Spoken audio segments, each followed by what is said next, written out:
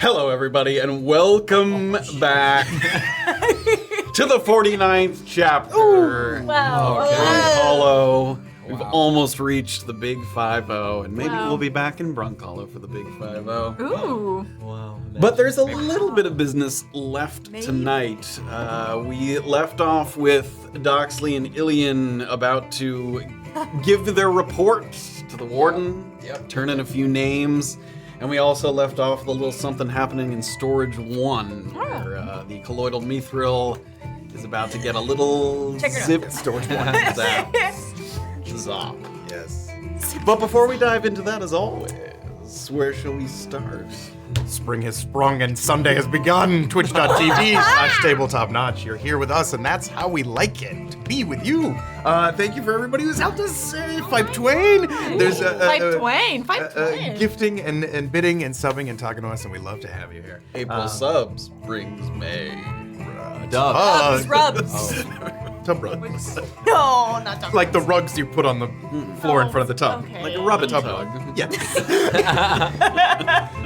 There are other ways to enjoy Tabletop Notch, like a Tuesday podcast, perhaps, like a Friday vodcast, perhaps, on youtube.com/tabletopnotch. But if you support us in a number of ways, if you're a Patreon member, if you're a Patreon subscriber, YouTube member, you'll get early access, you'll get things you don't get if you don't do those things. Full uncut Daggerheart episodes and Nacha sodas and stuff like that. So plenty of things to watch in between Sundays. Was that Notch and Soda last week? Yeah. Oh, yeah. That It was a fun one. last So, week. you know, if you're a sub or whatever, check it out. Yeah, it was a fun Notch and Soda. Speaking of Notch and Sodas and having fun, that is posted on YouTube, which is a social media channel. Yes. And you know what? You can follow us there and on lots of other social media places. Please do. We absolutely love your support when you like and share and comment on our videos. It really helps boost the stream. So keep doing that. I don't know what fucking play is happening. I was there. literally just like Yeah. tippily. You're brewing up a storm. Some mischievous is happening.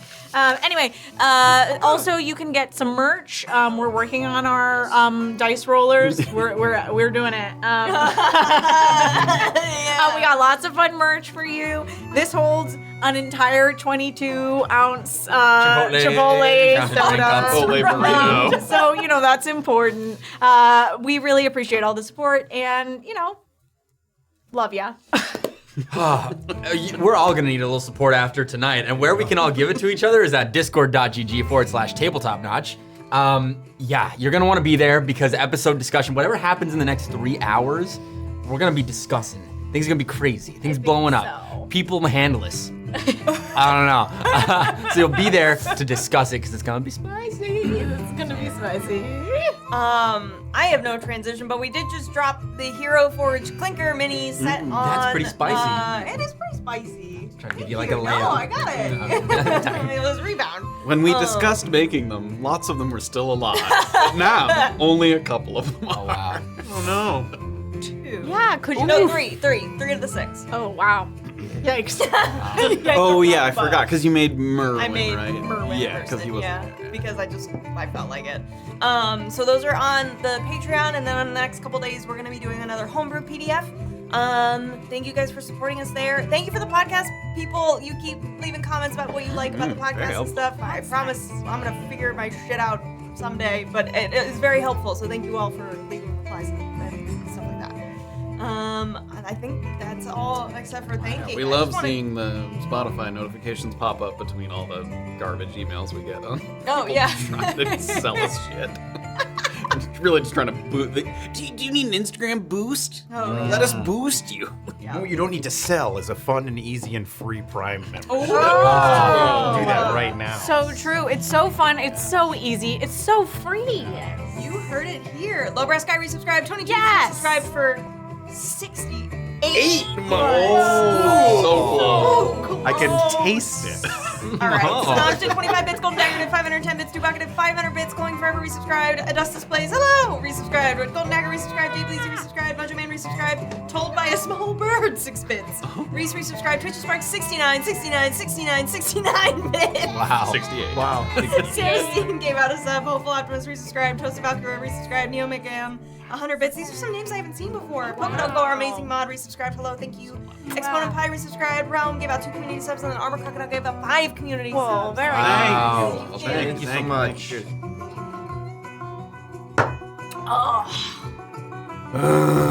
Little sippers there.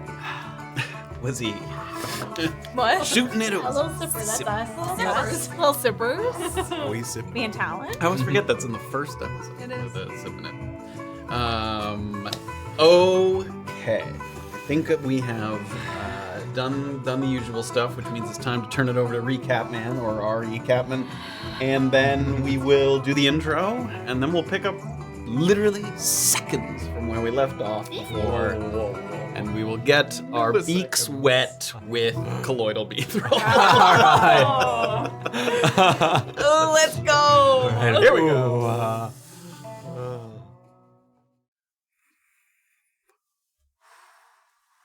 Ooh.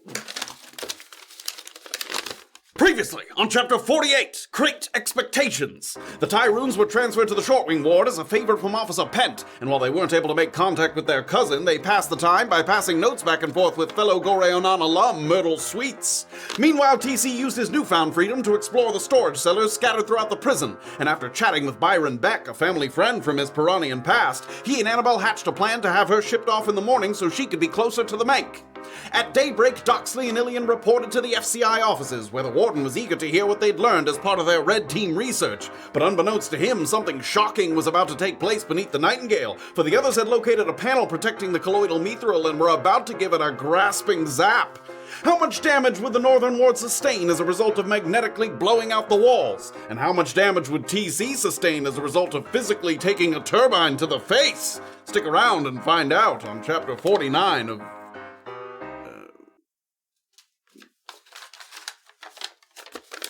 Brunkhollow. Thanks. Ooh, right into the cistern.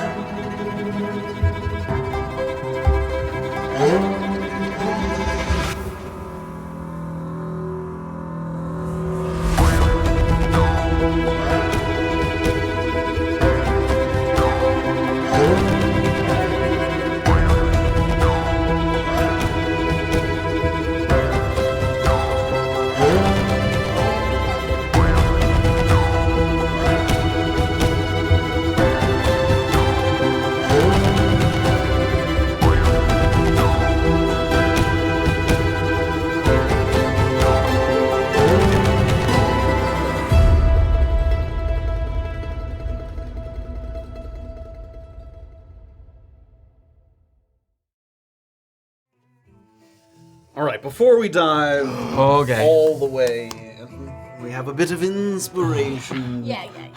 And this one is called Contactually Speaking, and it's to be the final person in the party, including Annabel, to meet your Brunkhollow contact mentioned in your backstory information.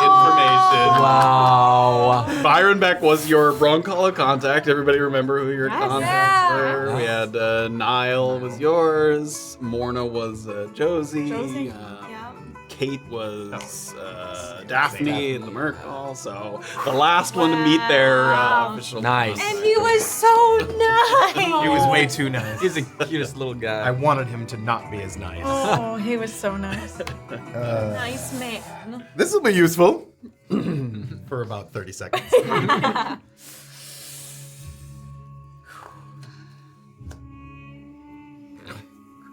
After turning the conversation over to you, Corliss leans back in his chair. And he takes a thin slate out from one of his desk drawers, and he places the slate on his lap with a few pieces of parchment atop it.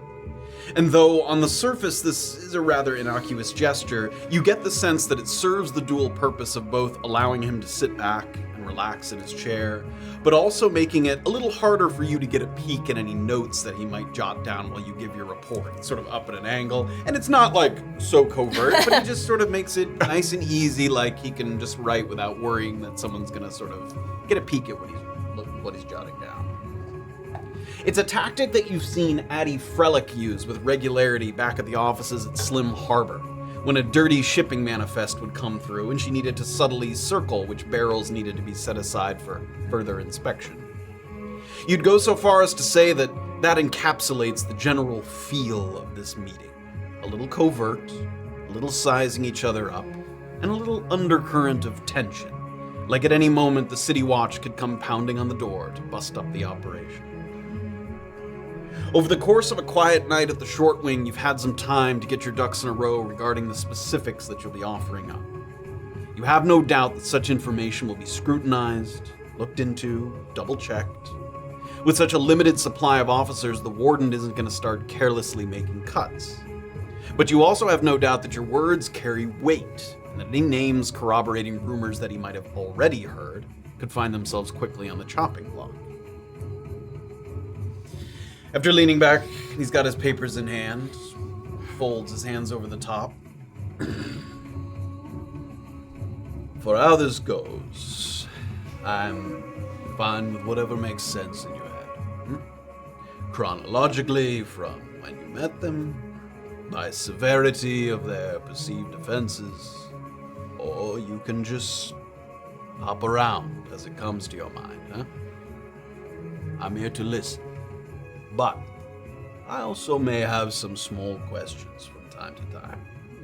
Whether you saw certain events with your own eyes, or if you heard it through rumor, whether there was anyone else present, small things like that, huh? All right. So, I've spoken enough. What can you tell me? Well, sister, I think there's a clear starting point. You ready for this? Oh, I'm ready for this. Thornfield is your fucking guy. He is the worst person I've ever met in my life. I say that last night, when we were brought off to where Annabel got the whole thing started, that was something that Thornfield began. It was after I had nearly died from the Casme attack, and he... Just so we're not crossing rumors over rumors, when you say when it all began, what do you mean? Why don't we start from Day one? the very beginning Okay. of Thornfield? Sorry, I'm cutting too far. I hate the You were very excited. Yeah. Thornfield has been a pain in our side, so pardon my brother's eagerness.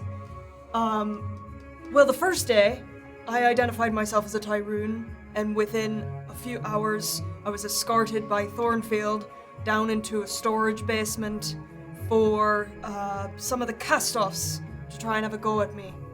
Karen said hello. You think that this was at the behest of someone else, not Thornfield of his own accord, huh?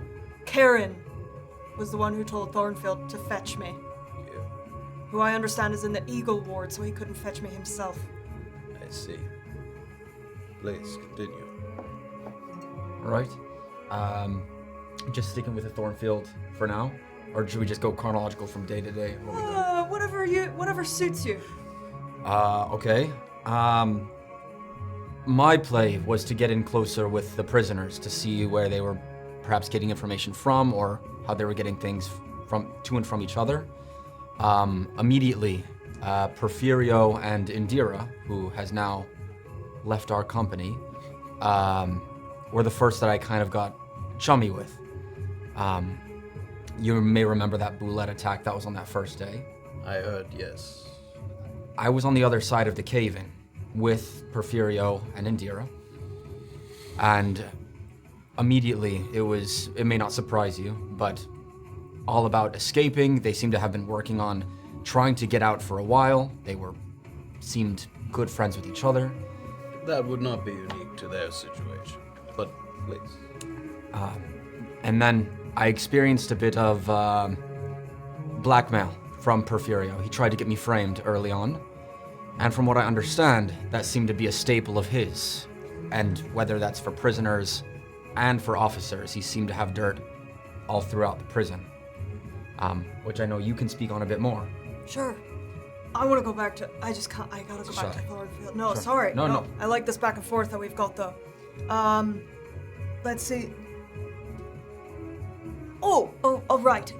Actually, my brother could probably speak on this more, but Thornfield is most likely in league with a prisoner named Mallory for smuggling in goods.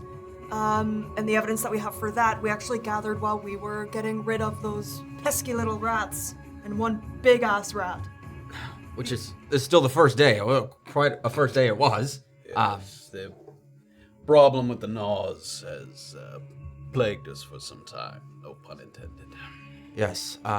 Upon, I believe it was Storehouse 6 that we were in when we first got there, I came across some contraband. And later found out, because I didn't give up that contraband to any officers or anything, I found out Mallory was the one who had gotten it in. And she... So you saw this contraband with your own eyes? Yes. What was the contraband? It was potions and the like. Did you know what kind of potions? Not offhand. Very well. Continue. Mallory, later found me in the yard. Cutting day 2. We're in the yard now. There's no rules here, yeah. Alien. Just for your chronological keepsakes. Mallory came and found me, said she was grateful because she had heard that I did not give up her goods, and said she could do me a favor. Something to corroborate the Thornfield story is I immediately asked for dirt on him as to what he did to my sister. Her getting beat up I wasn't a fan of. She quickly replied that Thornfield was off limits. Another person that can back that up was Elliot, who we shared in the Wren ward, also said Thornfield was untouchable. So, shitty guy, can't be touched. From multiple sides, it seems. Regardless, near the end of our time when he took us aside to go and deal with this railway situation, later he said he thought that we were Tyruns and the Goreonon looking to impede on his space. That's why he took us on the Casme trip and frankly left us to die. So that's Thornfield. The trip to Urkmarsh. Urkmarsh, yes, thank you. It was already my understanding that Officer Thornfield is a polarizing figure.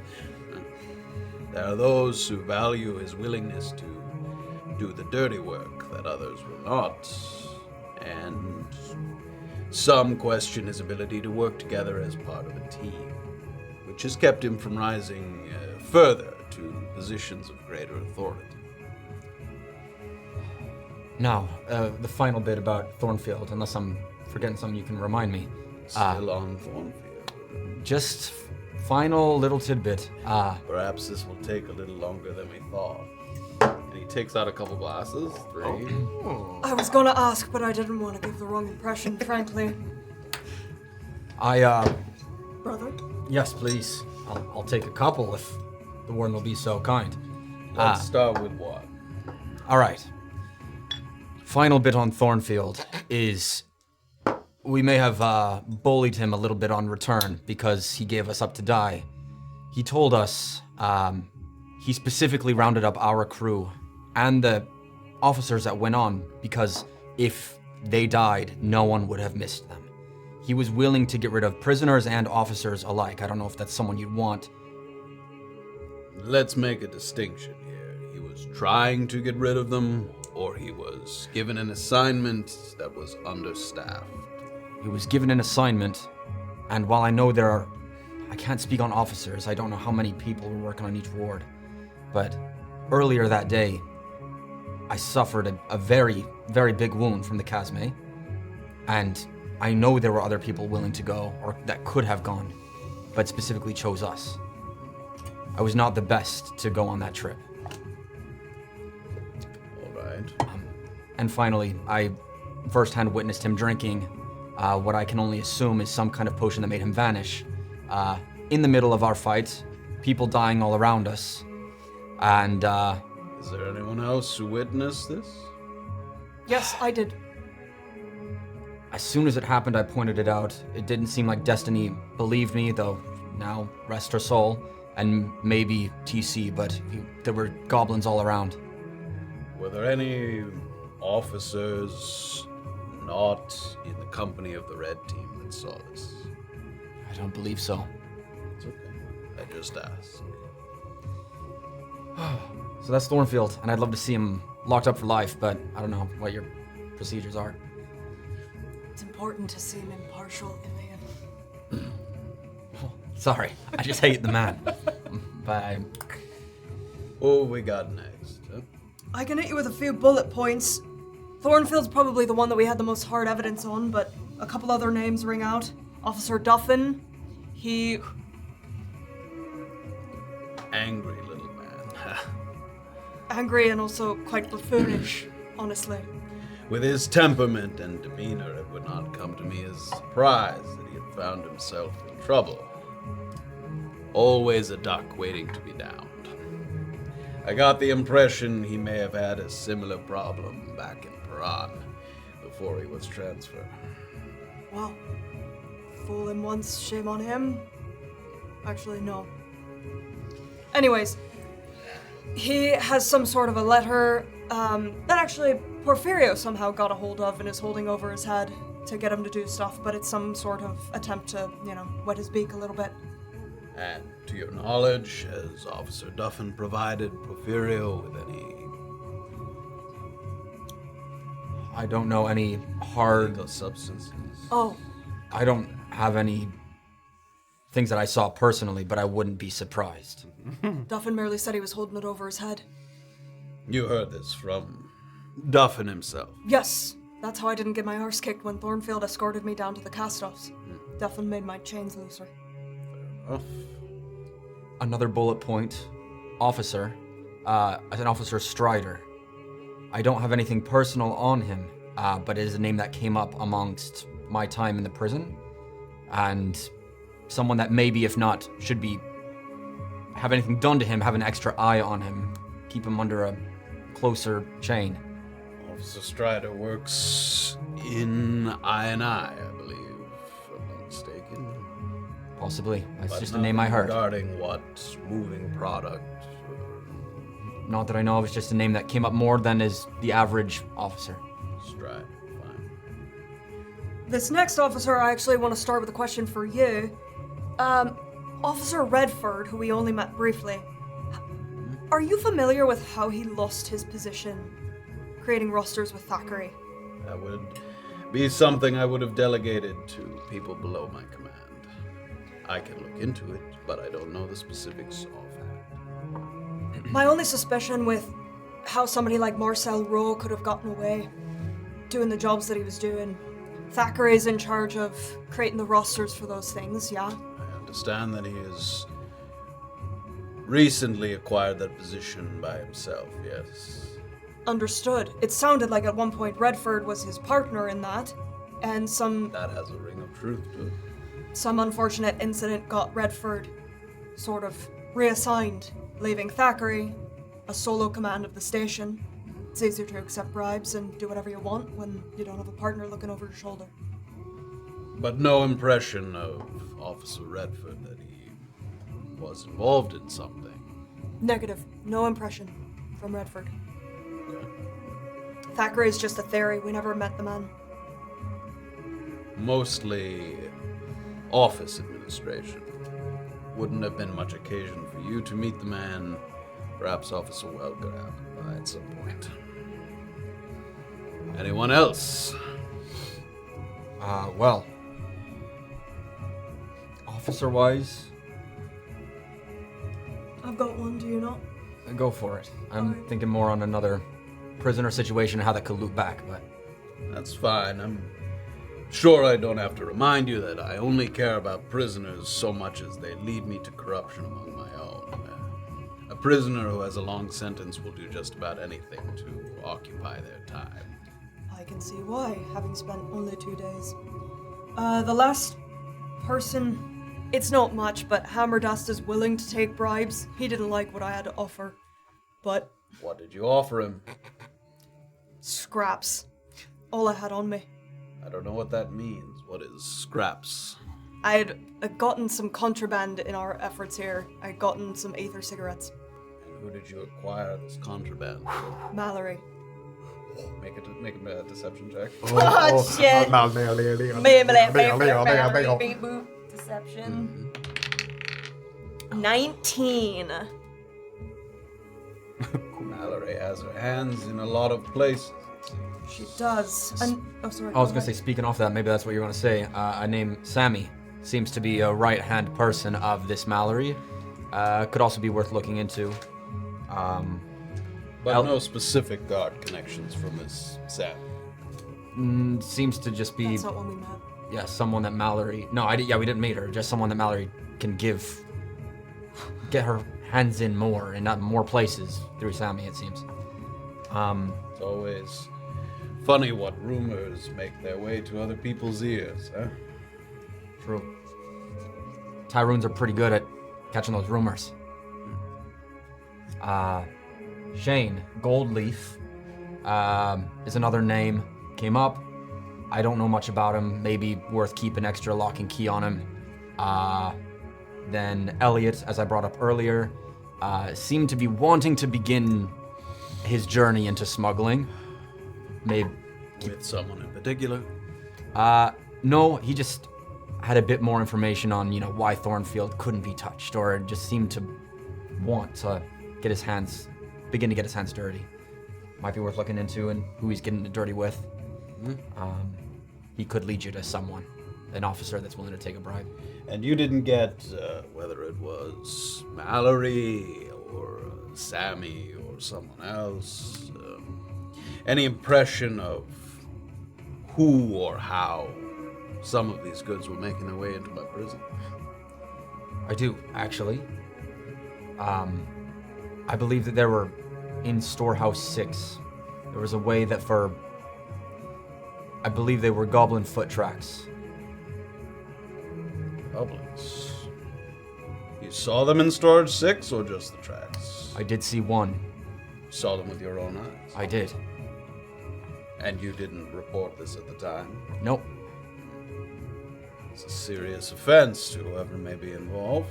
I believe it very much has to do with Mallory. She was the one that was around those crates that had the contraband where the goblins were. I imagine that would be very easily provable if we catch them in the act. I would think that this perhaps implicates Officer Neely, who you may not have met. Doesn't ring Works a at bell. the inventory depot just beyond the walls. If there's things getting into Storage 6 that should not be there, he's either very complicit or very neglectful, both of which will probably see him removed from his post. Sounds like your man. And these goblins, how did they get out once they were in? I don't know. There was the tracks behind the back left corner of Storehouse 6. I left after we did our jobs, getting rid of the rats. I left. Didn't mention it to anyone until you. Goblin smugglers in my fucking prison. Alright. Anything else? I would say if you have to lean on anybody, Het seems like a gentleman that understands order but doesn't let it go to his fucking head. Yes. A source of information, you mean? Possibly. He was very keen on telling us that he was watching everything, so maybe he will catch some stuff. Did he strike you as the kind of man who would rat on his fellow officers? I don't know if you know that about someone until they do it. In your line of work back in Paran, you never got an impression of someone? I'm always happy to be surprised, though. I believe he's the type of man that would do what is right in the situation. A different kind of man.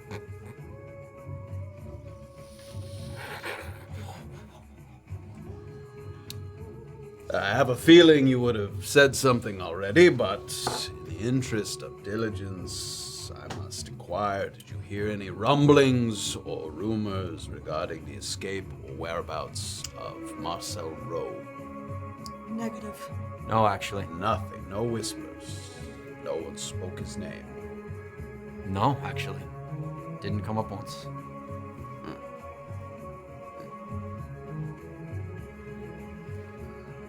All right. This is not a bad list. There are places for us to start. Anything else before we move on? It's a small thing, but I feel I must cover my ass. In the cell above me, there's a man named Corbin. Bit of a scary guy, very sinister. Seemed to have lost his wits a little bit. Right? I don't know all the prisoners, but All I mean to say is he seemed to have information on this oh-so-secure Mank or magic ward. And if I were to kill a friend of his, then he would give me that information. why would he offer you that information? He really wanted to see this person dead. It was a friend that was killed. No. I can see why you would want this person dead. I'm asking you why he offered you information on the Mank. Well, he was having his bit of whisperings up from, there's a pipe in the cell that I was in, 3E. There were some whisperings and mumblings, and I was under this mission. If this is such a secure part of the prison, I thought it'd be good to maybe grill him on what that information is, if he's just going crazy, and then report back to you if that's a true statement. He seemed to think he wanted to, once I said I wouldn't kill this prisoner, he'd hold it over my head. I said it wouldn't matter, but I don't know if he'd believe me. It's one odd thing that happened. So maybe watch Corbin, and maybe this friend of his might know something about this magic ward.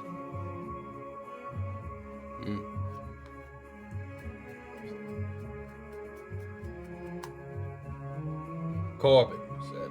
Corbin, yes. I guess I would make him in 4E, corner cell. Corner cell. My apologies that we didn't get you a room with a view. Oh, it left me some time to write some musings on my wall. Yeah. So you have other things that you want to address with us? Not other things, just business to finish. I'll be ready to finish our business. How are you feeling? Honestly, now it's all over. I'm ready to be out of here. Just want to go. I ask you the question now that you both know is coming. Yeah. I think, and he sort of points to his notes, that there is a lot of good work that could be done with you as part of my red team. Are there any leads that you wish to follow up on by extending your stay for another day or two? With additional compensation, of course.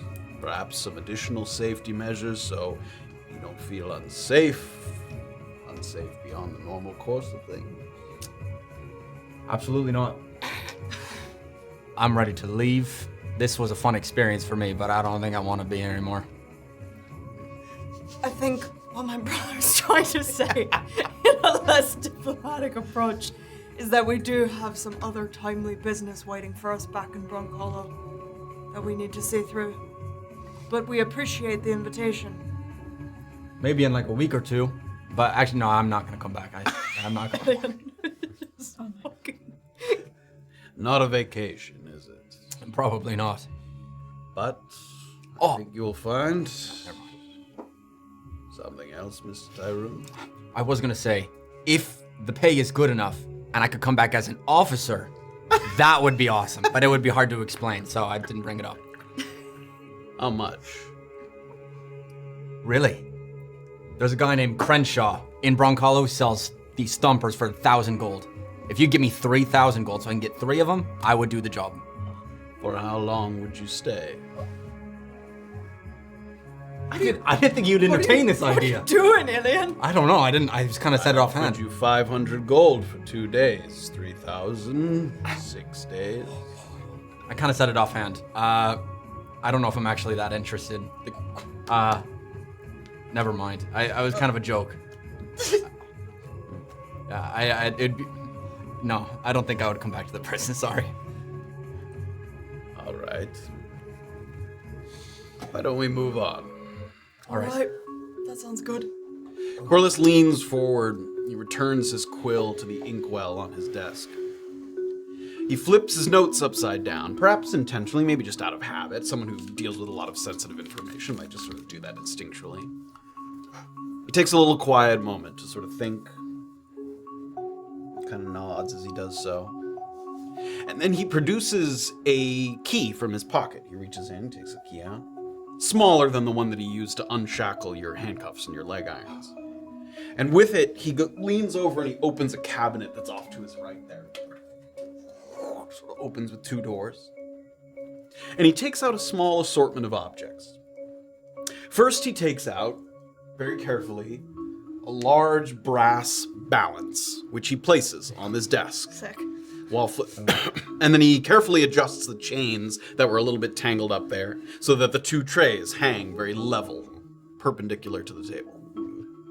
He takes a quiet moment, just sort of making sure that everything looks like it's sort of balanced and even and not sort of tipping in one direction or the other.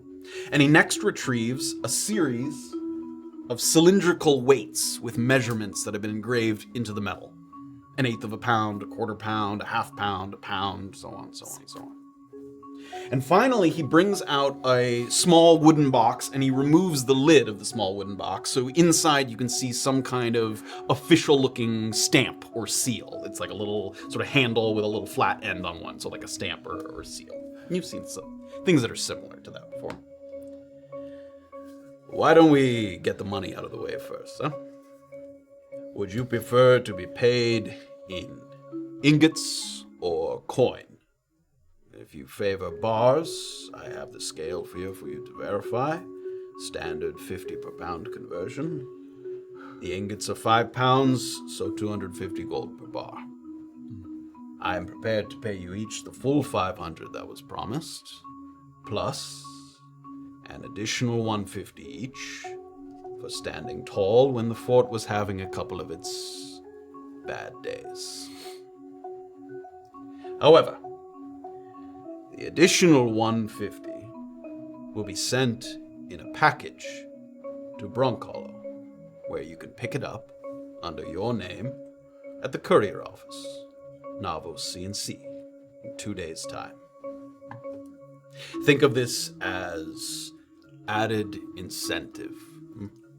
Once you take your leave, there's nothing I can do to stop you from spreading it around that you were a spy at my prison. But I need time to question and investigate my accused officers. And if word reaches their ears prematurely, they might clean up their act, making things difficult when they could have been very simple. If, for the next 2 days, I don't get the impression that the cat was let out of the bag, you get your extra 150. No problem. Now, I'm not siphoning this incentive pay from the agreed-upon 500, so I think this is fair. Well, I don't think either of us... There'll be people who turn us down in Brunkhollow if they know we were in league with the prison, so I don't think we're eager to share this information either. Fine. 150 seems low for me almost losing my life twice, I will say. The hazards were, at least in some part, explained to you up front. Yes, I just didn't think death was on the table, or at least more than once. You're not willing to bump it up, just as a kind favor to Illien Tyrun. I tell you what. You stay for those extra 6 days. I give you the 3,000 and an extra 500 on top. I don't think I could stay at this prison. Why don't we just take what the man's offering then? My sister's giving me a look like I should shut up, so I'm gonna do that. I don't mind negotiation, but I want something for my money. Fair enough. So, coins or bars? Well, there's a bank in Brunkhollow, so they probably can make it ingots to coins, and it'll be easier to bring the ingots without highway robberies, you know, if we have a lot of coinage. So ingots are probably better. Yeah, I mean, there's like small, it's mostly a sort of cosmetic difference. However, there's small advantages, disadvantages. They're easier to transport in bars. That's a sort of bigger bulk thing.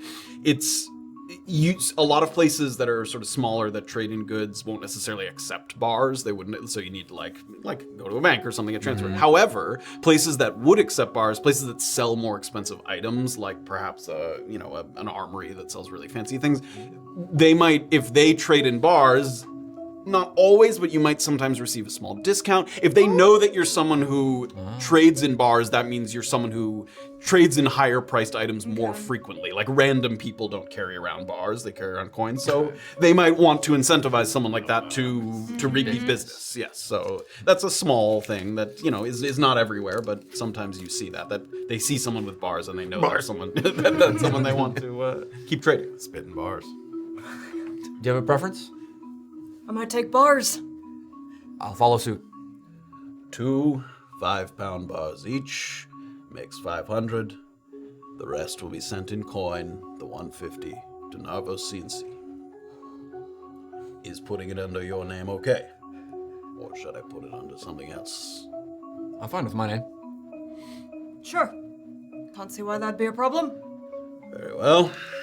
I'm going to give you this. He takes out a little sort of slip of paper that denotes like the payment being handed out. It's kind of a receipt of payment.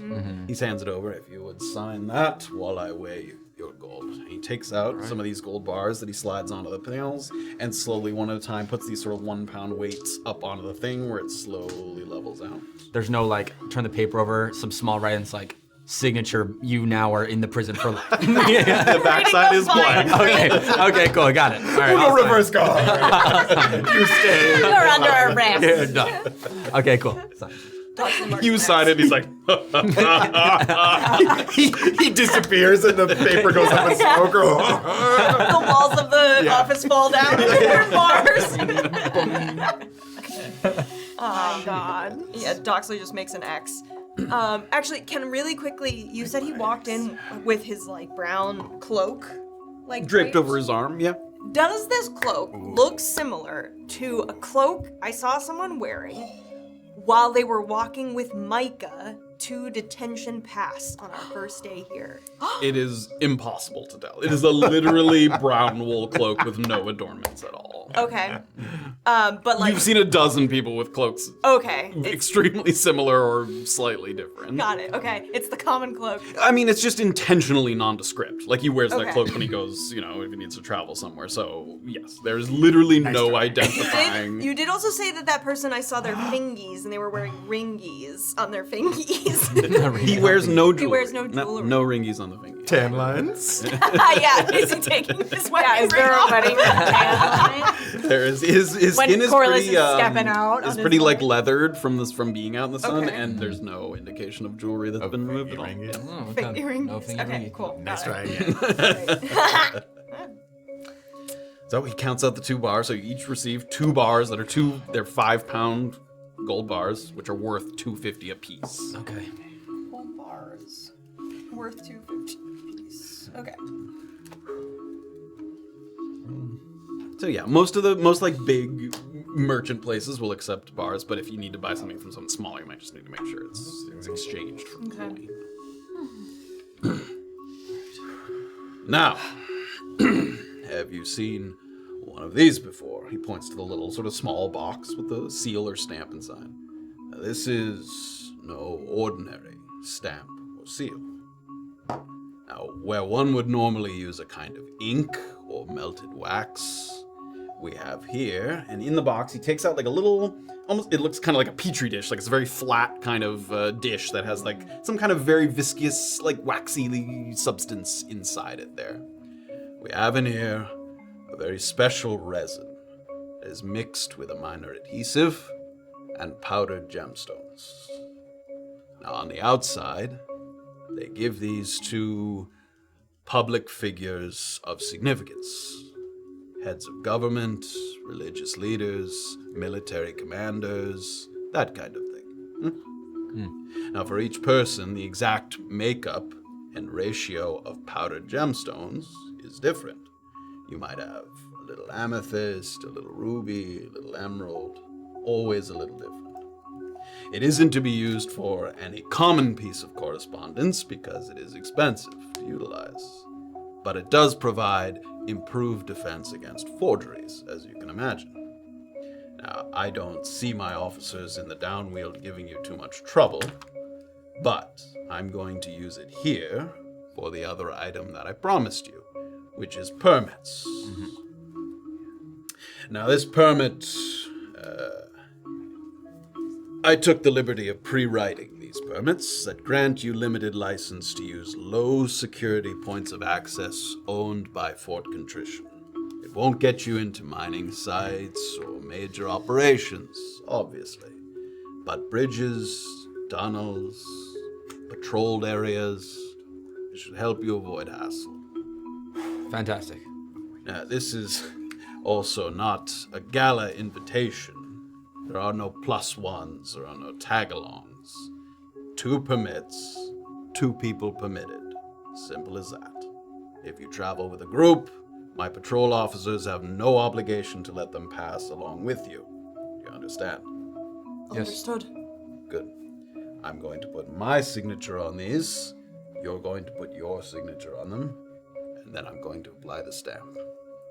He takes his quill and he writes his little Warden Corliss Origander signature.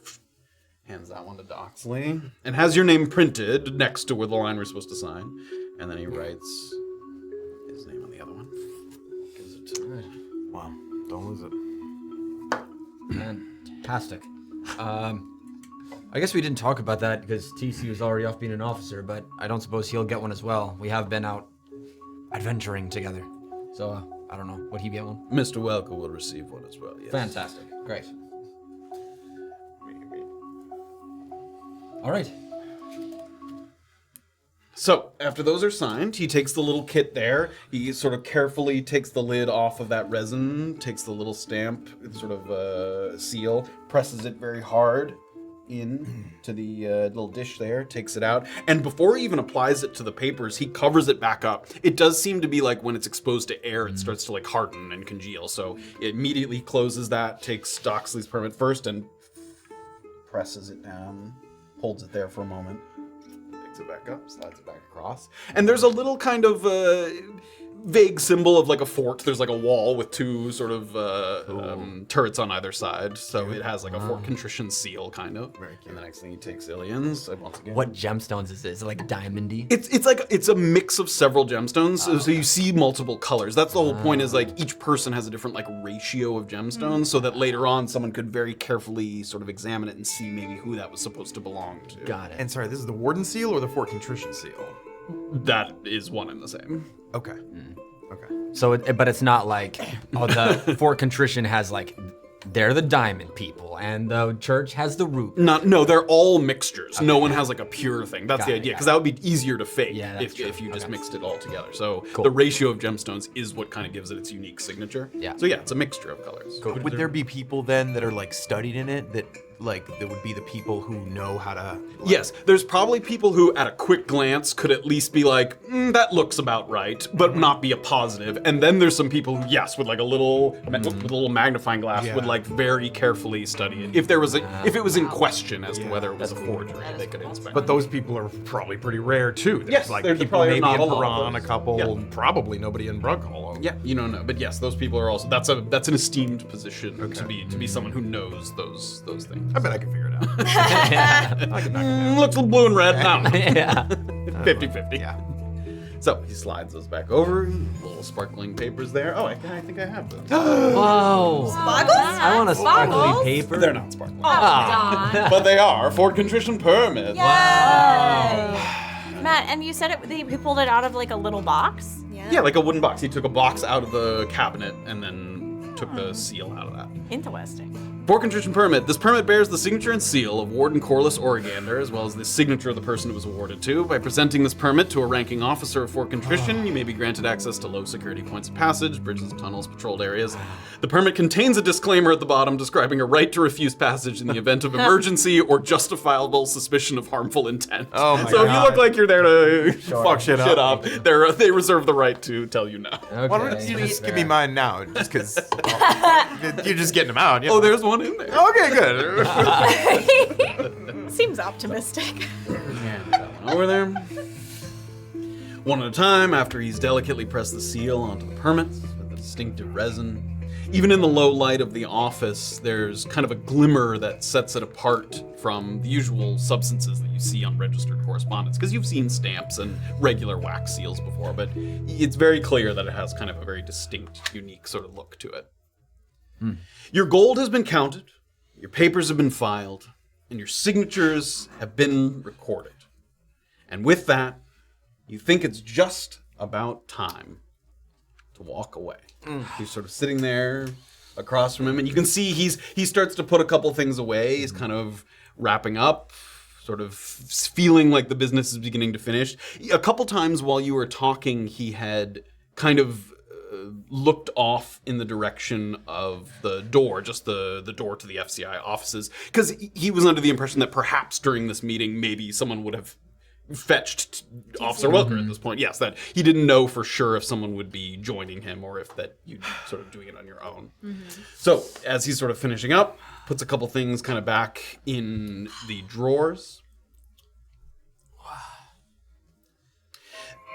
You hear in the distance some sounds of clinking metal as the warden returns the scale and its weights to the cabinet that they came from. But the close proximity of that noise is echoed by another sound coming from much farther away, ringing bells, and ringing aggressively. The kind of bells that you hear at the harbor when dangerous sea creatures are spotted making landfall. The kind of bells that you hear when a fire has spread down a city block. It's the kind of bells that mean that trouble is brewing. If you didn't already know that, the crack in Corliss's typically stoic demeanor tells you everything. His eyes widen a little bit. He waits in stillness for something to kind of follow, for something to happen next. And something does happen next, which is that an officer bursts through the door. And he's already panting from whatever distance he sprinted to get to here. He sort of comes in, and he immediately, as he sees the kind of meeting going on, he was about to sort of shout the business, but he sort of composes himself a little bit because he didn't know that the warden was in the middle of sort of a meeting with a non-uniformed officer there. And he sort of, "Sir, I think you're needed at the Nightingale." "These two, give them plain cloaks and walk them out to Detention Pass and tell the patrols to set up a perimeter. Officer Fairfax, traffic in and out of Little Hollow stops until I say otherwise. Savio?" "Yes, sir." And that word Savio, you know that it's an Elvish word, and it means like, "do you understand?" But it's meant to be like with intention. It's like, "Do you get what I'm saying? Don't question," like a Savio. So he says, "Until I say otherwise, a Savio." "Yes, sir." And he turns back to you. "I'm sorry to cut our farewell short, but sometimes a bad couple of days turn into a bad week. Fort Contrition and the great city of Piran thanks you for your service. I hope we do business again someday." Don't need extra hands here. "I don't think so." And he walks out, he closes the door. We brought daggers. Can we have them back? "I can get those for you." Right. He goes into the little back room there, and you can see him kind of shuffling around. It seems in the little back office, like they keep things that have been confiscated. You know the people sometimes turn themselves in here. And, "Is there a name?" He's sort of shouting from the other room. Tyruns. He comes back out there, and he has daggers, and I think your clothes as well that you back at the Ren Ward. Yeah, he comes out with some folded clothes that had been handed in at the Ren Ward, and your daggers as well. "I assume these belong to you." Yes. "And with that, I need to take you back out to the pass." Okay. Please, with me. All right. All right. What's happening? What's going on? I'm afraid that is business for the fort. Are we in danger? Not if you make it out to detention pass. Please. Let's go. Let's go. So the guy that you're walking with, he was identified Officer Fairfax, that Corliss said. He looks like he's sort of half elven, maybe full elven, wood elven ancestry. He has that kind of general figure to him, brownish red hair. And he, breathing heavy, he very much right away gives you a sense of sort of alert and alarm, which doesn't surprise you. So you guys are sort of you head out the doors of the FCI, and he starts to walk you to the west, like back toward detention pass there. Mm-hmm. Both of you give me perception checks. Okay. Okay. 18. 9. 9. With 18, as you go to look over your shoulder, Doxley does the same, and he kind of like ushers you, like your shoulder, he pulls it like so that you can't kind of easily see what's over, but you catch the slightest glimpse, and the sort of battlements there, the western battlements of Fort Contrition, like a little cloud of like debris is rising. Very subtle. It's not like an explosion, but like a cloud is like kind of rising up above the battlements there. Please, this way, let's go. Right, yeah. This is crazy. Backing up ever so slightly, the current courses,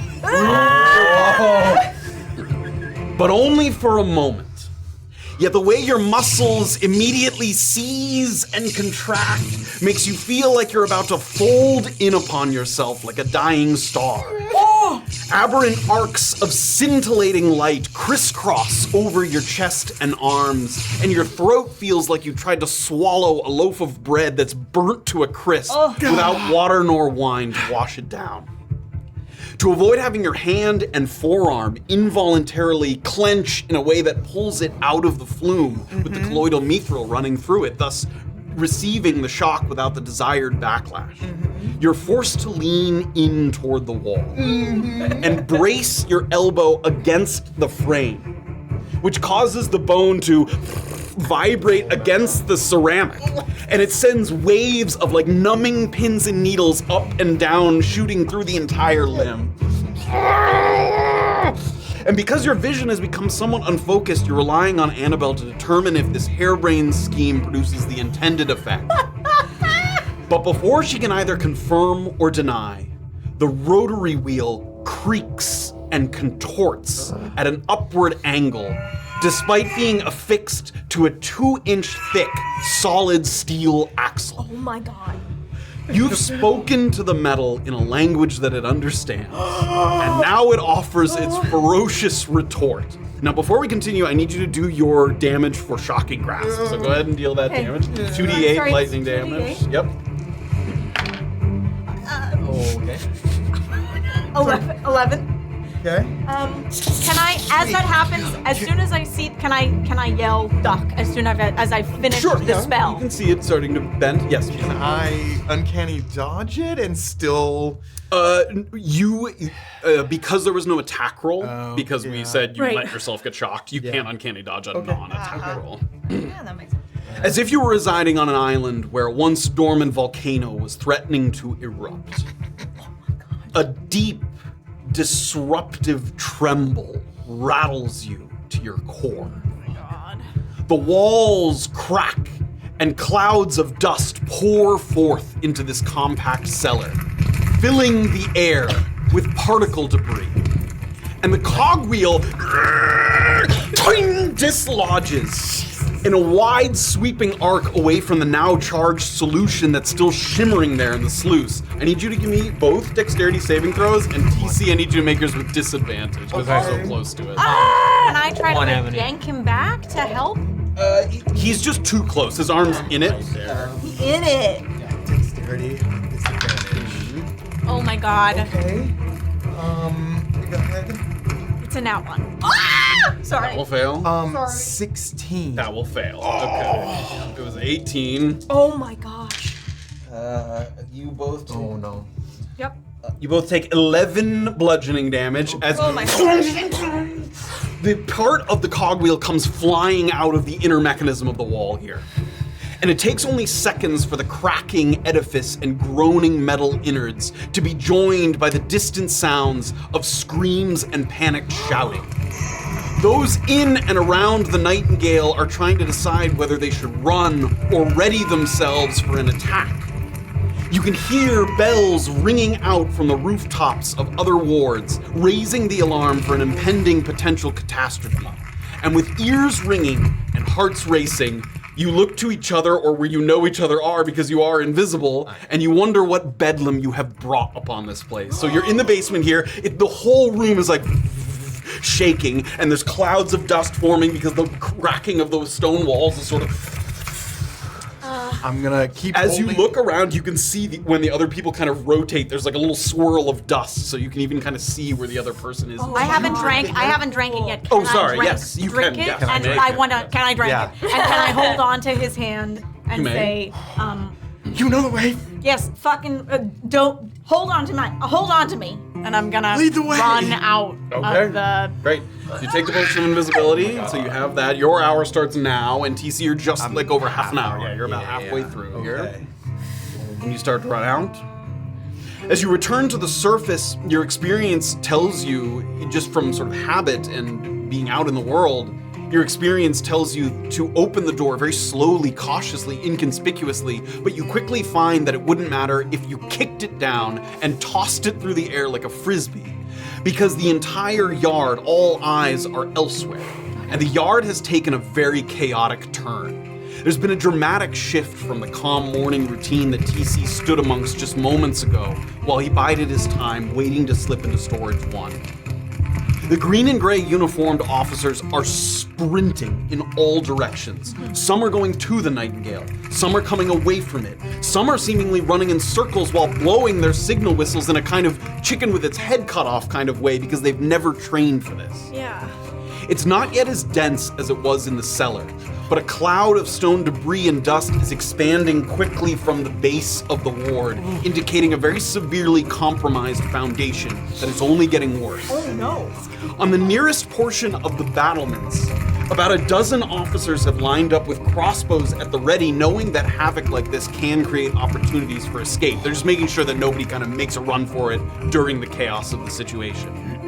There's one voice that rises above the others, and that one's one that Annabel recognizes. It sounds like Officer Emberstride is bellowing orders from, you assume, somewhere inside the little antechamber that makes up the entrance hall. She's too far, and there's a little too much ambient noise to make out exactly what she's saying, but you can hear that tone of voice coming from within. So you just come out of storage 1, you're in the yard here, a little bit of sun kind of blinding you, and there's people just running everywhere through the yard, whistles blowing, people on the battlements. Do we see any like injuries yet? Are there people that are like limping or bleeding? No, or you do not. No. It's chaos. I'm gonna run, but like try to avoid people with TC behind me. Like run, but like still be like not try to trip anybody. Like we're going with purpose. Sure. I would also like, as I get in, to start looking to see where Emberstride is, if there are keys on her. Okay, so you dash through that little intake courtyard and up the stairs that Merwin Emerson once strolled up very nonchalantly with his cart. You can hear sounds of clanging and bending, warping metal growing louder by the second. The front doors are open so you can see the lobby where Emberstride and one other halfling officer that you don't recognize. They have 5 very sort of frightened looking guards lined up against the opposite wall, and she is barking orders at them while pointing in toward the center of the ward. Get the prisoners out and go start at the top, work your way down. The floor officers are already up there getting them into cuffs. If you hear my whistle, abandon your task immediately and flee for the exit. And she goes up and she kind of grabs one by the collar. We will not risk your lives for the lives of the condemned. Believe that. Now go, go! And she sort of shuffles them out and they kind of run through. One thing is you notice as you're coming up the stairs a little bit is that gate that has the little sort of individual rods that retracts and detracts into the floor, it goes kind of up and then... Oh my god. And the guards have to like stop there and they look to each other and then it kind of goes all the way into the floor. Go! And they kind of like jump through and just as the last one kind of gets through it, so it's like going up and down and up and down, yeah, the whole time. Jesus. As this is happening, you notice that the halfling man that seemed to be on her side of the room as they were kind of standing opposite to each other, he goes over to the big stone desk on the right side wall that Annabel had told you about, I believe, at one point, or you've definitely seen before. Yeah. He goes over to that side and he has a little key ring. He takes a key off the key ring and he looks like he's about to unlock a drawer that's on this desk here. And Emberstride turns over. Watkins, what are you doing? The bank! The sublevel is reinforced, it will hold. And if it buries them, so be it. I'm not risking bringing them out into the yard with the others, manacles or no. And he nods, and he drops the key on the desk there, and he runs back toward the inside. And again, he has to kind of wait. And he hops through where the gate is kind of coming up and down, up and down. And you see Emberstride, she's kind of running back and forth. She runs inside, she looks up, she runs back toward the exit, and she's sort of, we're gonna need more in here! More! We need more! So she's going back and forth, back and forth. What are you guys doing? I would like to go over to the desk, still TC behind me, with my hand, and grab that key. Okay, I need you to give me a stealth check. We have Pass Without a Trace, both of us do. Okay. So, and we're invisible.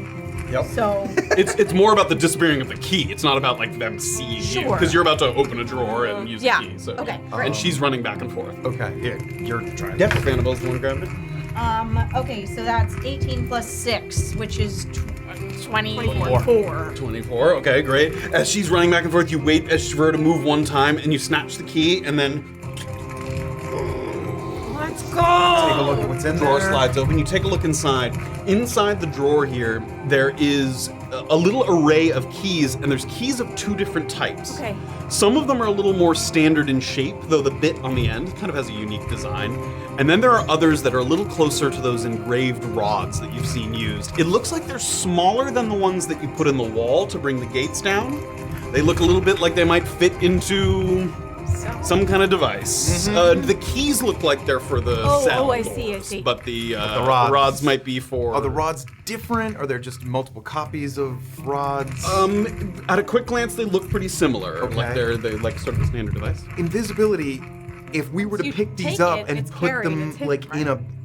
So, if you when you drink the invisibility potion and get the invisible condition, everything you're wearing or carrying goes invisible.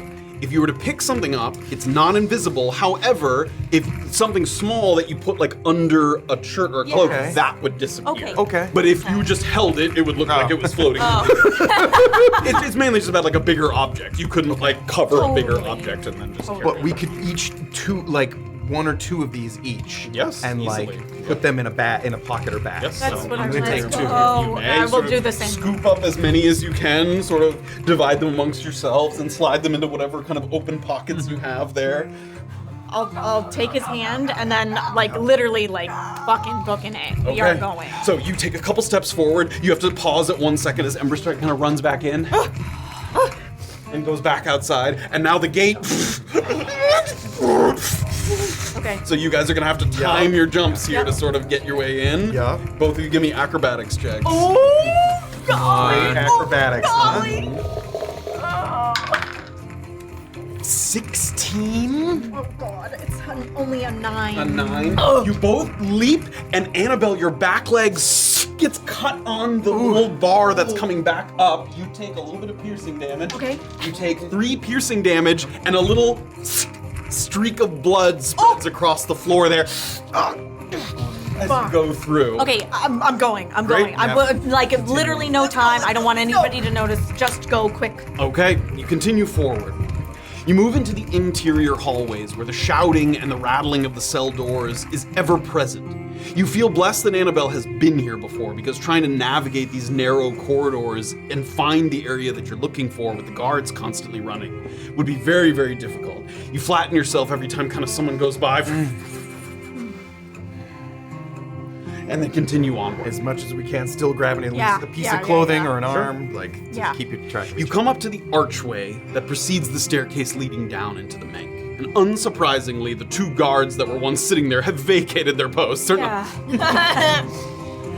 Nobody's sitting there, though the retractable gates here are very similarly rising and falling. So there's 2 more, because you know there was another gate and then an open area and then another gate. These gates are falling and rising with kind of reckless abandon, and you can hear the metal grinding against the stone each time they move against the sort of metal scraping against the stone there, making a very imperfect fit. Faster and more precarious than the one that you just came through. So once again, another acrobatics to jump through here. Let's go, guys. Got it. If we do it one at a time, is it easier? I mean, I'm not saying that you're jumping together. Okay. But yeah, Okay. you can take your opportunity. That's 18. 18. 10. 10. This one's going to be TC that Okay. gets clipped here. Oh, yes. Sit on So it. you take 7 piercing damage. And once again, it doesn't spray, but like you look back and that like rod that's moving up and down, there's like blood dripping down it there where it just caught you on the leg there. Okay. You get to the next one, and this one is malfunctioning the worst. It's individually, as opposed to it kind of moving up and down as one gate, like the rods are moving individually. So you're looking for like an opening that you can kind of get 2 of them where they get level that you could pass through, because if there's only one, it's not big enough for you to get through. So you're sort of waiting, biding your time. Both of you give me perception checks. In this moment here, I'm gonna take a few seconds to do a healing surge. Okay. I think I'm gonna do that. Good idea. Let's do some d8s here. That's not keeping tally of your No way. A 1 and a 2. Oh, baby. Okay. I have one more I can do. Another 2. Okay. Wow. Holy shit. Add your con. Conti. I know. 2, 4, 5 plus 12. 17. What? 17. Thank you. That's terrible. My perception was only a 9. Okay. Perception. Yeah. Oh my god. 28. Okay. Nice. 28. One thing, as you're sort of taking a moment here, just getting a little bit of that healing energy back, and Annabel's kind of studying the bars, you look up and you see on the far wall, so past the bars, you see one of those circular indentations in the wall that you've seen people like insert the rods into, and there is a rod in it, as if someone put a rod there. Okay. However, the rod is like spinning around in a circle, and if you had to guess, you're thinking that is maybe causing some of the erraticism of the gate moving up and down, and if there was a way to jam that or stop it in some way, it might make this dramatically easier. The weapons that I have on me, I've gone back to club and dagger probably. Dagger. Like I wouldn't have a clubbing, short sword and hand crossbow. You do. Okay, You always have a hand crossbow. Hand That's crossbow, standard issue. But the short sword would have been on a trip, and the club Yes. now. Yeah, club, hand crossbow, dagger Dagger, is the okay. standard. I mean, does it look like I could club this thing out of its hole, but maybe break it? It's too far to reach. Oh, I'm sorry. Describe this again. This is on So the the other gates are in side. front of you, and on the other side of the gate, like another 7 or 8 feet down the wall, there's a But you could crossbow it? I could maybe shoot maybe it. shoot a crossbow bolt into it. It's possible. Whoa. That would be an insane shot. Watch this. Except you can't. I'm gonna try to shoot that thing out of the thing. Oh, okay. You see the thing? Yeah, I see. I see it now that you pointed out. Yes. Do it quick. I'm gonna move your face your No, head towards it. Your attack roll. All right. So with a steady aim, if I take Okay, to yep. give myself advantage, You can. Yep. Here we go. 17 to hit. 17. The crossbow leaves the arch of the hand crossbow, and immediately in that moment, TC finds himself God, back what in is here, wrong and with there's a me? couple people kind of moving throughout, and you look down. I told you. However, you look up and ting, the mechanism has stopped, and the thing is moving, but now it kind of has ground to a halt here. Not fully to a halt, but much, much easier, and now there might be an opportunity to kind of leap through. If you Here we want to go. do so. And leap through. Both of you give me acrobatics checks. You're still Oh dressed my as an God. officer. It's okay. Yeah. 13. Acrobatics is 14. Both fail? Yeah, you're both gonna take 5 piercing damage. So you kinda just, Right. You're glad that you jammed the mechanism, because as you're moving over it, one kind of comes up and slashes you across, and if that thing had been moving faster, that could have gone right through you. So you get to the other side, a little bit of blood dripping down, and you're at the top of the staircase. You give one look back, and one officer is kind of running along, and he looks up. Hey! What the fuck is going on? He looks up, all the things are moving. I'll come back! Stay there! And he He's gonna run off there. Run, Yep. run. And we still by where that rod and Yes. arrow is? I'm gonna pick up both the bolt and try to take the thing fully Sure. out of the wall. So if you pull the bolt, the thing starts to move again, and give me an athletics check to try and yank that thing free from the wall. athletics Or it's just jammed in there. There's no way you're gonna get that thing out. It is. But is it now getting like it's It's crazy? as you let go of it, it's now. Okay. All right. But yeah, I Okay, take the nobody can bolt. follow us then. All right. I'm sorry. It's all right. It's all right. No, you got this. All right. So we go down the Continuing down. So you're now on the sort of far side here. You circle around while descending the stairs. And you arrive at the very dimly lit sort of basement corridor, lower level, where several of the lamps have been snuffed out, and not because it looks like someone put them out, it looks like they fell from their sconces as the sort of vibrations have sort of shifted through the walls.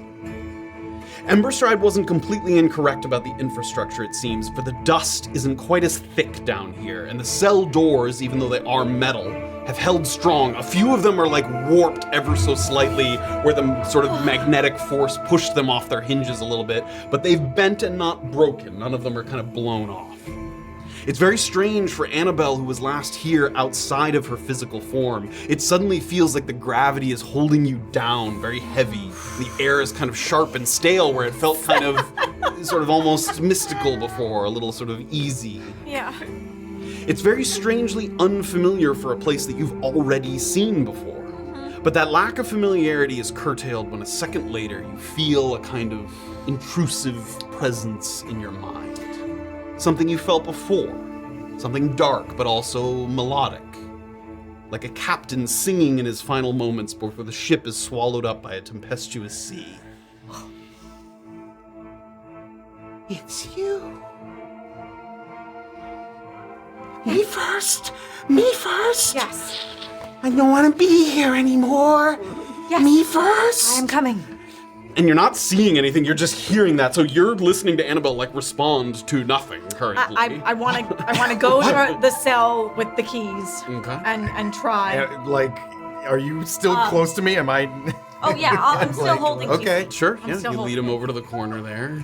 So you all have your keys. Give me, it's more about time because you have them all. Give me sleight of hand checks, both of you. As you quickly, you're trading off. You're going like key, TC tries a key, you try a key, just one at a time sort of sell it. Sleight of hand. Yep. 22. 24. Great. It only takes you a couple quick rotations back and forth, and then it's one of Annabelle's that Oh my god.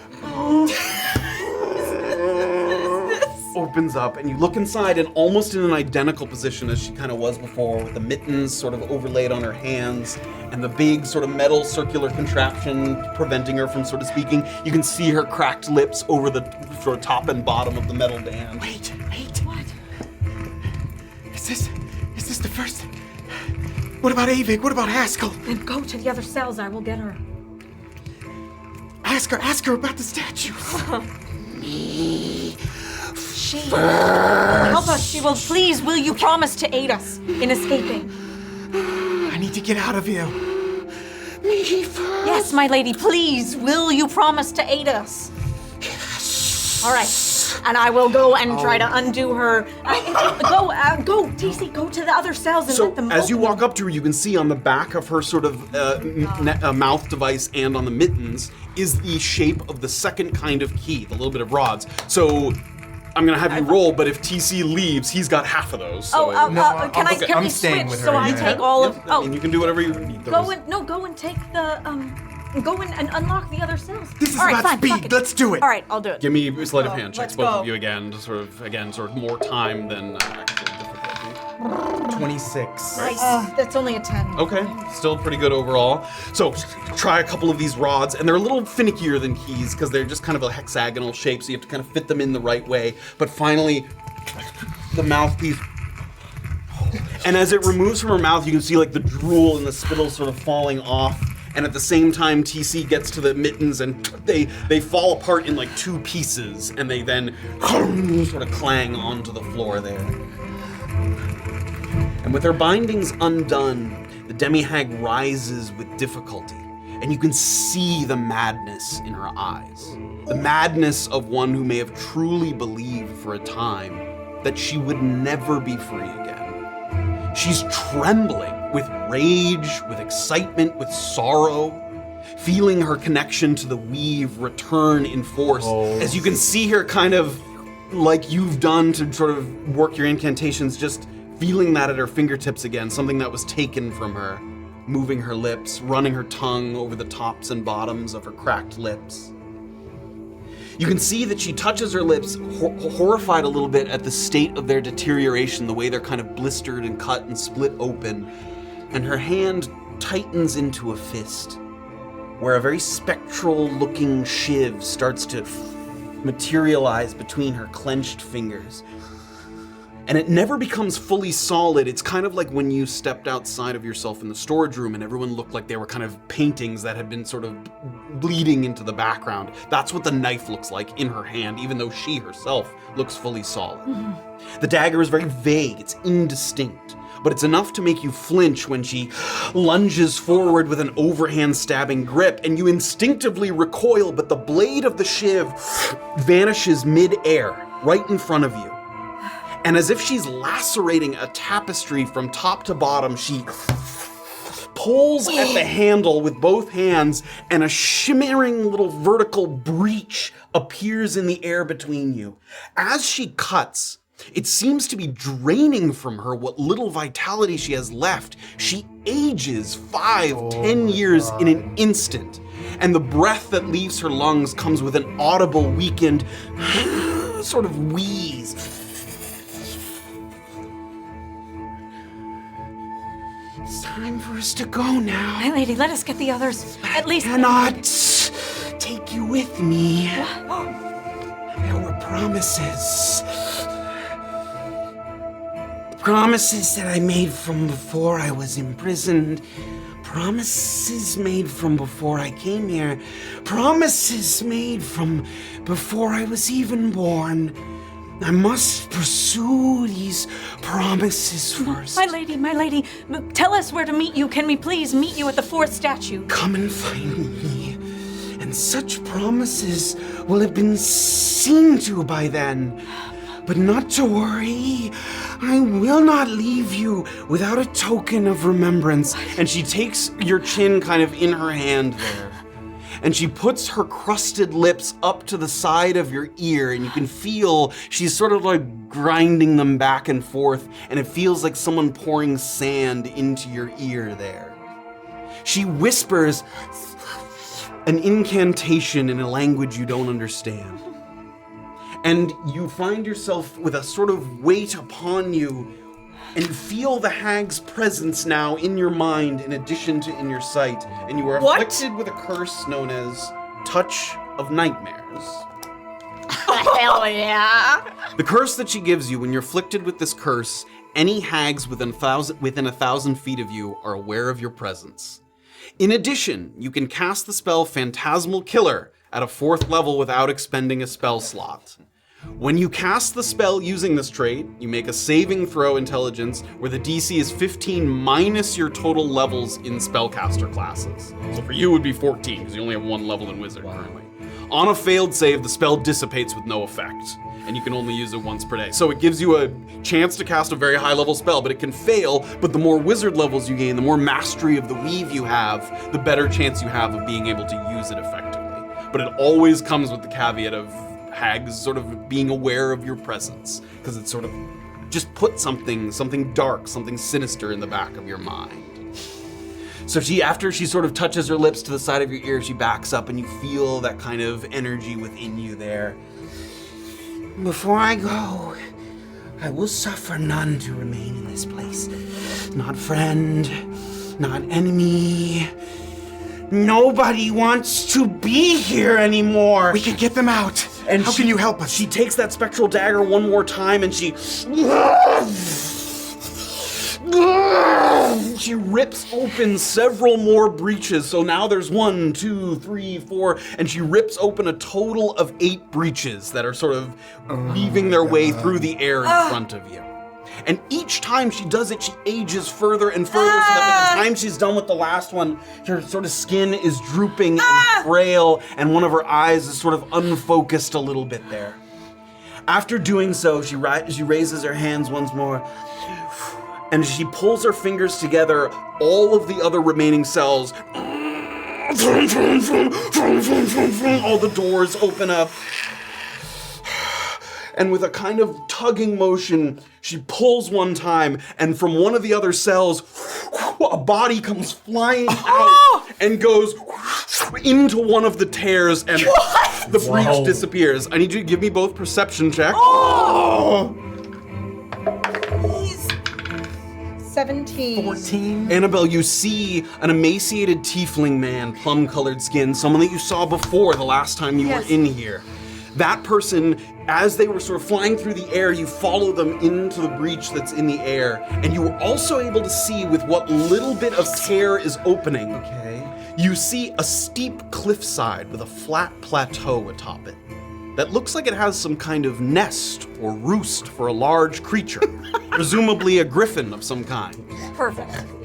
So as soon as he sort of flies through there, that breach gets sealed. And she's gonna pull another person through here. Focusing my eyes. Give me a perception check, both of you. 28. Yes! 15. Great. This time a goblin woman with very extensive tattoos covering one half of her body, so like straight down the middle, her whole left half is tattooed, hands, leg, arms, sort of upper half of her face and neck. She gets pulled through. Not someone that you recognize, but a goblin person. That person disappears into one of the breaches there. And you see a very dense forest of trees with red leaves. It's not a place that sort of immediately rings a bell to you, but that's what you see. Forest of trees. My lady. No one! He pulls another person. Give me another perception check. Come on, Eiven. Where's Eiven? Dirty 20. 13. 13. With a dirty 20, you watch as a red-haired Genasi man with kind of marbled-looking skin flies through the air and into one of the breaches there. Oh, shit! Do I recognize where he went, like what the scenery was? You do see some of the scenery. You don't recognize it right away. Okay. What you see is it's a very sparse forest and a kind of a rocky field. It looks like the elevation is rising, like it's kind of a slow incline. And there's also two rivers that intersect and then start to flow as one. Okay. So kind of a forked river with a rising elevation. That's where you see him sort of head off towards. Okay. Something you also note, that not just with this perception check, as she's throwing them through these breaches here, their gear and mittens are still on. They're being thrown out into the downfield, into the valley. She's just sending them hurtling through. She's gonna throw another one. This is all happening pretty quickly. Go ahead. Yep. The keys that we used to get hers off, they weren't like one use and they weren't specific. Didn't seem like it. If we have handfuls of these, Throw it through? I would say, give me a sleight of hand check, and I'm gonna I say. don't want to fuck up her spell. Like, if You're I not have gonna a fuck up her spell. feeling- What I would say, you can't do it for every single one. If you want to pick someone, you could try and do But it I do it one for time. Eiven, You after try I'd to do seen it. a couple of Yes, people. that you may try to do. Yes. Give me a sleight of hand check. Come on. I'm trying, Alex. Oh, God. That's only an 8. And the tear closes and ting, ting, ting, ting, ting, on the other side. Give me more perception checks as she pulls another person. Oh, come on. 19. 12. You see an elven-looking woman, not someone you recognize, long black hair that reaches all the way back to down behind her ankles, like it's that long, like it almost reaches the ground, even as she's kind of hurtling through the air. She gets thrown into what looks like a very deep and narrow ravine with extensive vine growth cascading down the rocky bluffs. Not a place that either of you sort of immediately identify as someone you know. Okay. Once again, almost pulls another person through. More perception checks. So, Come on. And that one for me. Oh. You do it, do it, do it, Anthony, inspiration. All right. Natural 20. Yes. Nice. Flying through the air with such velocity that even Annabel, who had just kind of tossed the key to try and get it to Eiven, so by the time you get around, it's just a little too late. But TC has turned around, and what you see coming toward you is this tangled mass of blonde hair, a young man with the scruffy beginnings of a beard. Can I throw? I didn't see her do that. She's invisible. You can pick one to try and tempt it. You're trying to throw one of those little keys through. I mean, you would have seen the key once. I did see the key. Yeah, saw the key. I'll try. Great. I'll try to throw a key here. You may do so. As you're trying to do, before you do that, as you see before you, there's on the other side of this breach what looks like a small island in the center of a very large lake. Like not an island in the ocean, but a little sort of landmass in the center of a large lake. And it also looks like there's the mouth of a cave is visible. So there's this island with a cave on it in the middle of a lake. So that's what you're sort of seeing shoot through. Give me a sleight of hand check. You got this, you got this, you got this. 29. 29. As the breach is closing, just one more rotation and disappears, and the thing doesn't land on the floor anywhere in the room. You watch as the key disappears. One more. Give me one more round of perception. Oh my god, guys. How many slots are left? It looks like there are 14. 3 slots left right Okay. now. Oh, okay. Yep. Not including her own one. Including her own one. There are 3 slots left. Somebody is about to go through one. Yep. 14. 18. Okay. You see an elderly dwarven man, and something that you notice about them, and he has no eyes in his eye sockets. Oh my god. Void of eyes in his eye sockets. Okay. And he goes flying into. You see a kind of an area that looks like it's kind of some rolling hills, but like with very few trees, almost savanna-esque, but like greener than that. Like there's just a couple sparse trees dotted throughout the landscape, but it's otherwise very, very vast and open. Not something that immediately means something to you, but also like a lot of the valley is, especially where you came in along the Civil Road, there are some very wide open spaces. Okay. It could be that, but you're not certain of that, but a very, very wide open area.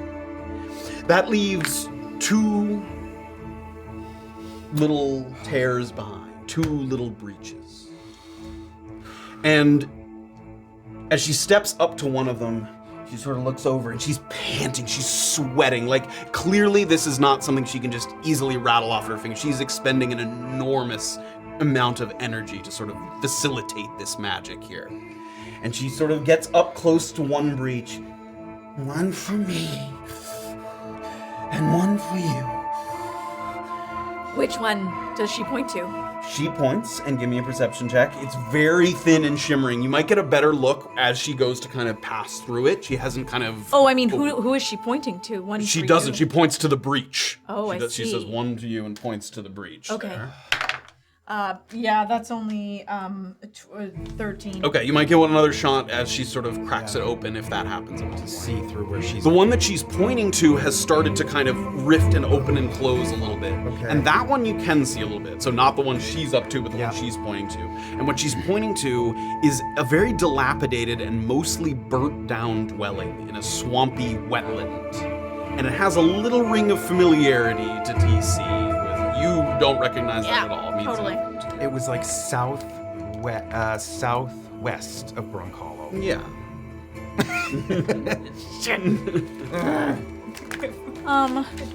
Okay. Sorry. With her fingers, Zemi-Hag starts to pry at that shimmering breach beside her. Where can we meet you? We need more answers, please. She'll find me. She'll find me. She pulls a little further. Both of you give me perception checks. Come on. 14. 15. Okay. Couple details. She opens it wide enough, just wide enough for her slender frame to slip through. Her skin sagging, aging more and more from the effort that it requires. The opening that it reveals is on the other side. There is like a roaring river, a river with a very strong sort of flow of water moving through it. And it's moving through these kind of cascading, rolling hills. So it's kicking up a lot of sort of foam and sort of spray. And the output of it is so mighty that you'd swear you can almost feel the cooling water against your face, though that might be more of a trick of a mind than sort of an actual physical occurrence. You're not quite sure. You see on the other side, on the banks of this roaring river, a group of a dozen people or less, 10-ish people. And they're kind of hunched over. Their clothes are tattered and soaked, and one human man stands above them on a tree stump, speaking with sort of urgency and fervor. His hair is damp and his chin is sharp, and he wears a torn, filthy overcoat that has certainly seen better days. But what most troubles TC is the fact that he knows this man. Fuck. For he shot and killed him at the music bouts back in Brunkhollow, following something of a sermon gone wrong. And as she opens the breach there and starts to step through it, the man is speaking and he's shouting above the river. We are brought back, and then we give back. We are Hierophant. And she steps through the breach there, and he sees her coming through the breach. I did not believe this day would soon come, and yet here you are. Rise, every one of you, he motions to the people that are kind of kneeling. Rise and come to know my greatest sin. And the breach closes. And all that's left behind is the rocks crumbling, the shouting from up above, and the one shimmering breach that's left there for the two of you. I killed him. He was dead. Discy, we gotta go. We can't both, we can't both go through the rift. It has to be one of us, I imagine. I'll be seen. I'll have to explain myself. Do you want to try to get out still invisible, or do you want to get out? I will be killed, Discy. Go. Give me an Arcana check. Oh my god. Oh my Hold god. on. Arcana, that is a dirty 20. Dirty 20. You look at this thing and you're searching in your mind for anything that might sort of come to you, and nothing in your travels, in your studies, in what little illicit bits of information you've been able to pick up here and there, but that little hag something implanted in the back of your brain, you reach out toward the breach and you feel it. It's like ringing in the back of your skull, vibrating there. And you feel like if you expended some of your magical energy, you might be able to force it open and maybe sort of hold it open long enough for more than one person to pass. Okay. Hold on. And I will expend what, 1-2 spell slots? You tell me. Oh, shit. I have 2 second level spell slots. I'll expend both of them. Okay. Hell yeah. Give me a Arcana check again. Come on. Let's go, Deirdre. And you lowered the DC with the amount that you. That's an 8. An 8. Can I expend another one? You open it a little bit and it starts to close again, and you can indeed. You're gonna need to. Can I expend another 2? Another 2 what? Level 1 spell slots? Level 1 spell Give me- slots. So you've done 2 level 2s and 2 level 1s is what Yes. you're doing? Again, give me another Arcana. Come on. That is 13. She holds it open and looks to you. Run! Fucking! And TC comes through. I would like to immediately. Okay. Oh my God. Does that mean I am now visible since I expended that energy? It didn't make a spell. That was not casting a spell, so no. Okay. So. And that's where we're gonna take a break. What just happened? What just happened? What about my money? Yeah. I don't care. What? You let hags free, you get hag stuff. I like hag stuff. Wow. Do we? I don't know. Scattered across the downwield in the valley, you realize are these shackled and chained people of various forms of magic. Some of them perhaps dangerous, some of them probably not, but sort of dispersed. Oh my all the prisoners that were here. They're Haskell. better now than they were. Haskell has a. Haskell has a thing. If he can, he has mittens he got on. mittens He's gonna on. have to. Hope he finds like a kind soul to happen upon He has to him. use his teeth to put it vertical and then lean back. Yep. Oh My God. Oh my God. I didn't learn anything. I don't know anything yet. You gotta find her. I have to go Wow. find her. Oh my We have to find her God. before we go back to town. Where the preacher is there, and Oh my God, the preacher. He likes that. Yeah, we gotta go to gotta break. go, we gotta go. We gotta go to break. We'll talk about it. Okay, we'll talk about We'll be right back, everybody. Stick around. Don't leave. Hey, Brunkhollow, blah, blah, blah, blah.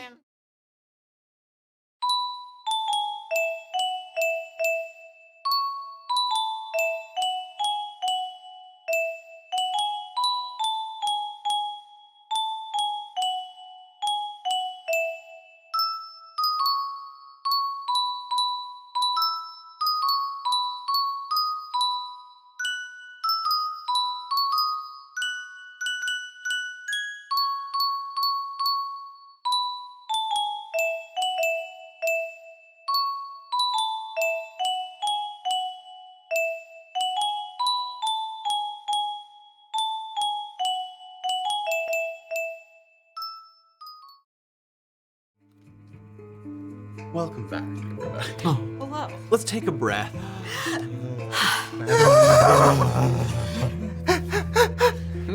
The hag is on the loose. The demi-hag is out. Hell yeah, girl. And presumably the only lead at the moment is the whereabouts of the preacher.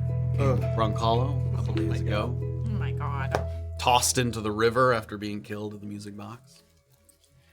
And to find the hag, seems we must find the preacher. See where he was headed. But before we dive back, I love that guy. Oh shit. I have more to tell you about. Master Dark resubscribed, Armor Crocodile gifted a sub, Savory Fruit resubscribed, Nice McGrath resubscribed. Oh gosh, sorry, Whiskey Frizz rated us. Thank you so much. Thank you. That was a while ago. Grub Was it while I was like spittling? Grub resubscribed, Nice McGrath did a bit, Ali Slayer subscribed with Prime, Grub gave out 5 community subs, Nice McGrath a bit, and then 20 bits. Lowbrow Sky 30 bits, Crazy Ultra gave out 10 community subs. Oh, that's so nice. Chigib resubscribed, Alchemist Magnus did 500 bits, Samastine resubscribed, Samastine also resubscribed with Prime. Oh, Samastine's got 2 The accounts. double Oh, Samastine 2. burner account. That makes sense. That's nice. Crazy Over Purple resubscribed, and then Chunky Dunk did a hundo biddies. That's Uh, really, really nice. Dunk this junk. Amen. No. I was dunking the chocolate. Yeah. You see, couldn't work. Nice.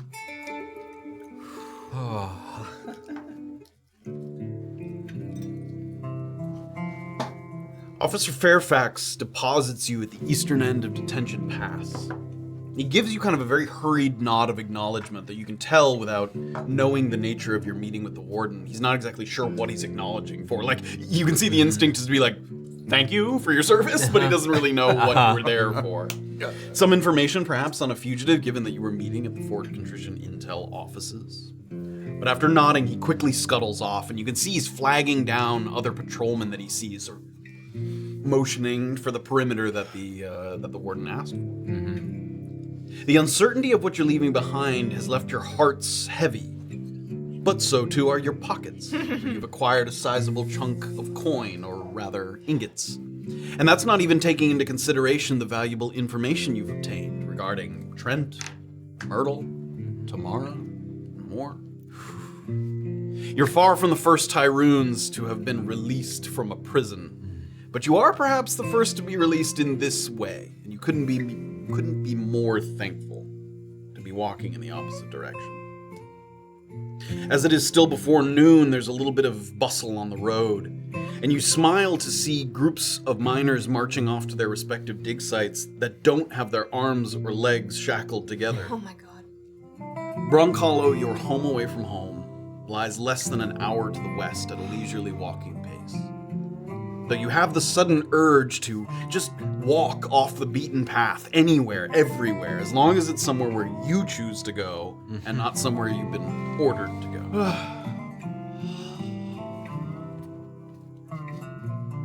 It's weird to think that this world was turning the entire time that we were in that fucking place. Yeah, it feels like there's a black spot in my memory. It kind of just jumped from here to there. It's a whirlwind.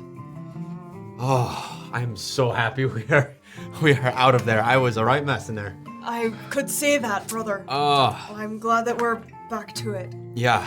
Are we like in prisoner clothing and stuff? Like, should we change? They give us cloaks and stuff? They gave you your old clothes back Okay. that you changed out of when you went into the Ren originally. It still has my stank. It smells like the ocean. Yes. I will get changed. Yeah, we'll Yeah, like duck behind a couple Yeah. trees off the path. Don't Get look. back into your... All right. Do you think they did it? They did something. And I hope I get to see them on the other side. Where is the other side of that? Brunkhollow, hopefully. Because the warden did say that they were stopping all comings and goings out of Little Hollow. When we were leaving, I was seeing dust rise up around the walls. Like there was many people rushing to the aid. So I don't know what they're gonna do in there. All I can hope is that they'll find a way. TC's been pretty sneaky before. And Annabel, I still don't know what's really going on with her, but she'll figure something out. I hope you're right. What do we do in the meantime, then? We need to go probably straight to Heron Lake. I'm really worried about Niall. Yeah, that's fair. Maybe he's already planted the key. Maybe Ramo's already planted him. Yeah, I hope not. I hope not. Ramo shouldn't be there for another day. Really? I told him 3 days, but he could just be camping out there because he knows where to look. He might just be an early bird kind of fella. Yeah. He's like dressed as a heron. He's like, Yeah. damn it, I should have used that. I should have used. All right. Are you okay with that?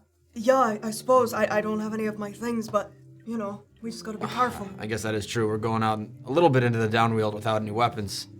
I've got a dagger. I've got a dagger. Cheers. Cheers. Oh my god, that's all you have for weapons is a dagger? And no armor. Yeah. They left their stuff back at Paramount. Oh my god. Yeah. We're two fighters. What could happen? All right. Let's scope the lake, because if we get jumped by Ramo, we're fucked. Being the way we are. I mean, even if I had all of my weapons, I think I would still be fucked. So. Great. So then, who cares then? Let's We just can go. just go. Right. Yeah. Excellent, brother. All right. To Heron Lake then. I don't think he'll kill us because I think he thinks I might have a lead on stuff, which I don't. I don't know. He might kill us. All right, let's go. Let's go. Let's go. Let's continue to walk. You pass by several people, and a couple times you see clinker riders on horseback sort of galloping in the other direction that have sort of received word about whatever perimeter emergency is taking place. But other than the horses that move quickly along the trail, the walk is peaceful. It's pleasing. And you needed this. You see some of the notable trees, some of the signposts, some of the stone cairns off the side of the road that mark various, access points, exit points from detention paths that head up to various dig sites, both independently owned and maybe from excavation on demand. Some of the little markers that you remember that were given to you as directions, whether it was to the sort of plateau with the roost on it, whether it was down toward Heron Lake, all those kinds of different areas. And you keep an eye out for the one that it was a little less than halfway between, I think, the Heron Lake one that you remember. The tall vertical stone. Yeah, a couple of too tall stones. Before you reach that point, however, you look into the distance and you see another one of those clinker riders sort of, and he's on his horse and he's moving quickly, but then it kind of sort of pulls up and stops, and you see him, he's trying to maneuver around someone that's kind of in the middle of the trail. Give me a perception check. Okay. Not 20. Let's go. Nice. 13. Okay. You look off into the distance and he's on the smaller side, so he was sort of obscured by the horse a little bit. And you're seeing him from the back of the head, but as the horse starts to move around him, he turns and you catch a glimpse of the side of his face. And it's a young man in his 20s, and he has a thick, reddish, kind of turtleneck kind of shirt. Very patchy, uneven hair. And he looks familiar to you. Yeah. He looks like Bodhi. Yeah, Oh my god, buddy. Bodhi! Who was All right. once Maeve's assistant, and then At the butcher shop? Yeah, became sort of a hired doorman for the butcher shop, as his prospects with Maeve didn't quite play out the way that he hoped they would. And as you look off into the distance, he looks like he's almost kind of appealing to the man on the horse. But the guy sort of waves him off because, there's some kind of emergency happening. Horse emergency. And then the horse. So you're seeing him, and gonna start jogging up. Oh, that's my friend, Bodhi. Okay. Jogging. A true friend. No, we've barely spoken, but Got it. yeah, Okay. a friend nonetheless. All right. Bodhi. Hi. Oh, I know you. Yeah. I was wondering. I was gonna grab a clinker, but it seems that there's something going on. I'm not exactly sure what it is. It does seem that way. Could I grab your assistance with something? What is it? Okay. Short version, because we're on a bit of a time. Maybe I'm not sure.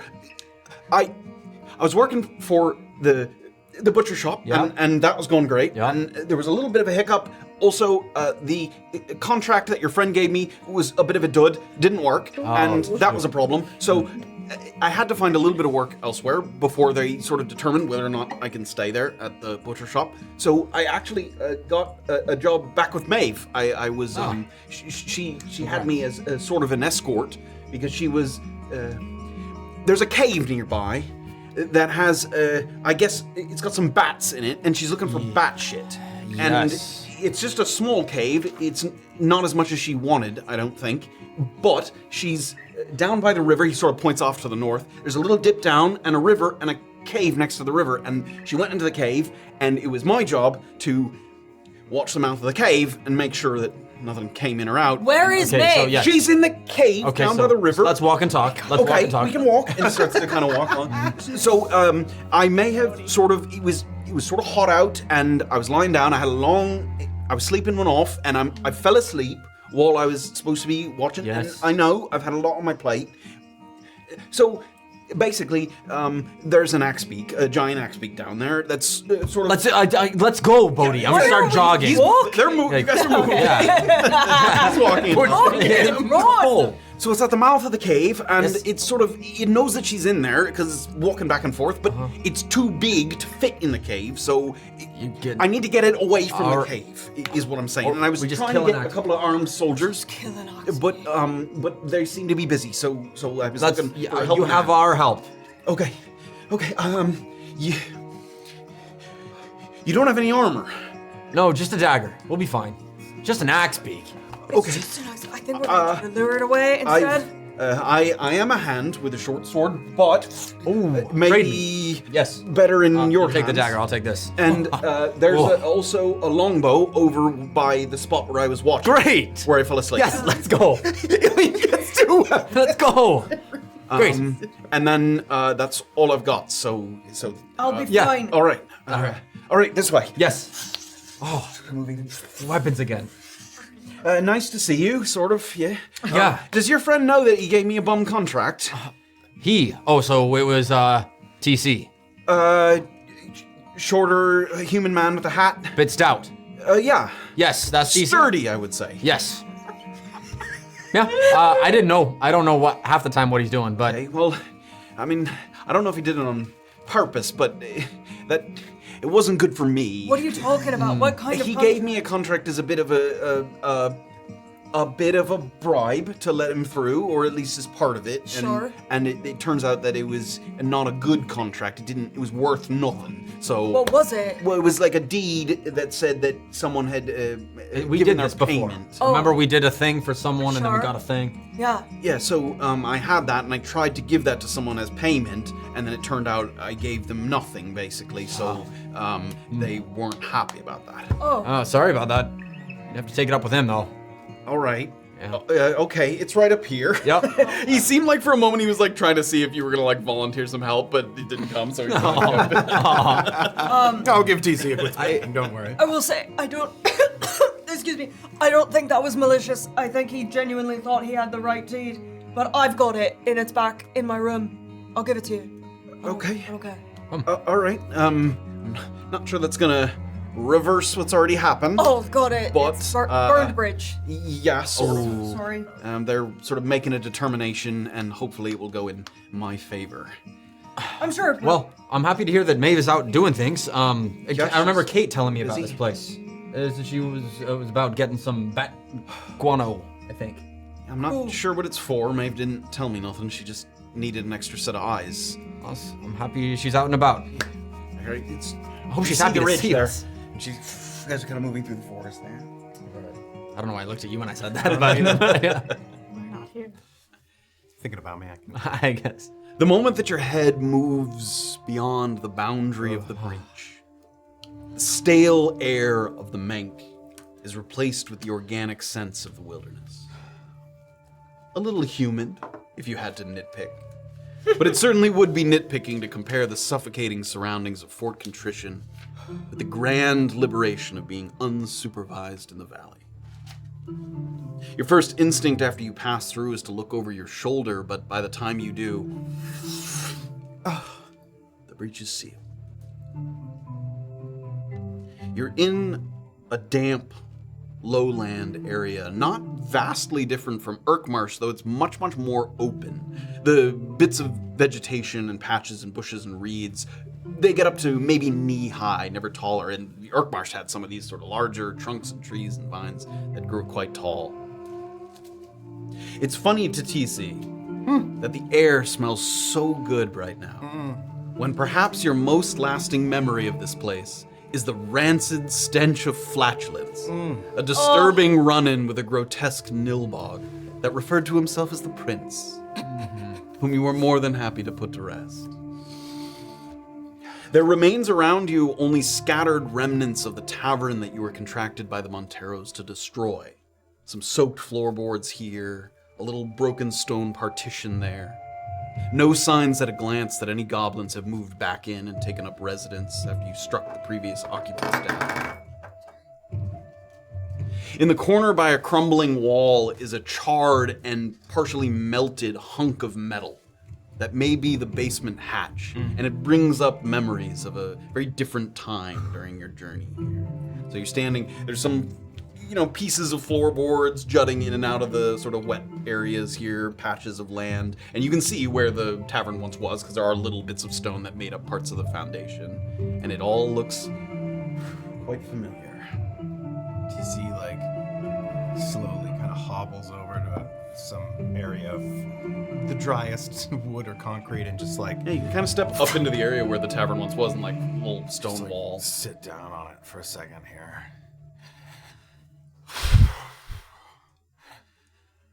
Watch out for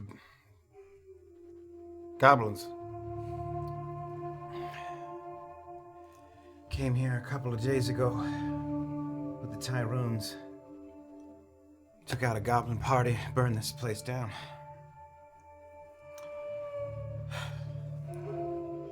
One of them had nilbogism. Dank.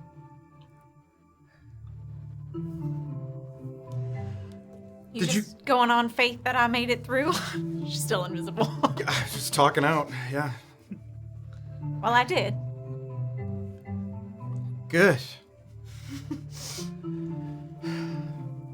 Annabel is sort of okay to be in her sort of unseen. She can let her mask sort of drop and just sort of Just listen be to the there, sounds listen. around. Yeah, some sort of crickets, cicadas, kind of. Do you recognize this or any of those other fucking places that we gotta look at? I saw everyone but one. I didn't see Haskell go through. Did you? Not only did I see it, but I don't know if you could tell, but I think I got one of the keys through to him. How useful it'll be to him, I'm not sure. Where did it look like he went? It looked like he went to a cave. Somewhere with a small cave and a small landmass and a body of water. All right. I'm racking my brain. I don't think that I've been there before. Yeah, you don't think so? Didn't look like somewhere you'd set foot. We can find out. What about the... What was that man? You said you killed him? Yeah, I think so. Annabelle's just kind of circling around. You can hear, because it's like wet footsteps and floorboards, so you can hear her footsteps. Sure. With that. When she went through, I saw a preacher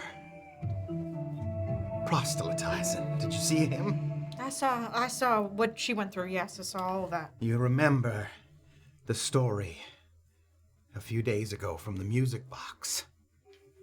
The Crazy preacher came in with snakes. who let the snakes loose. Yeah. And I shot him dead. You were the one who shot him. I know for a fact that was him again. Unless the hag made some trick on us. What did he say? We are Hierophant? Sure. Have you ever heard that word before? Have I? Give me an Arcana check. Have I? Ooh, that's a dirty 20. Dirty 20.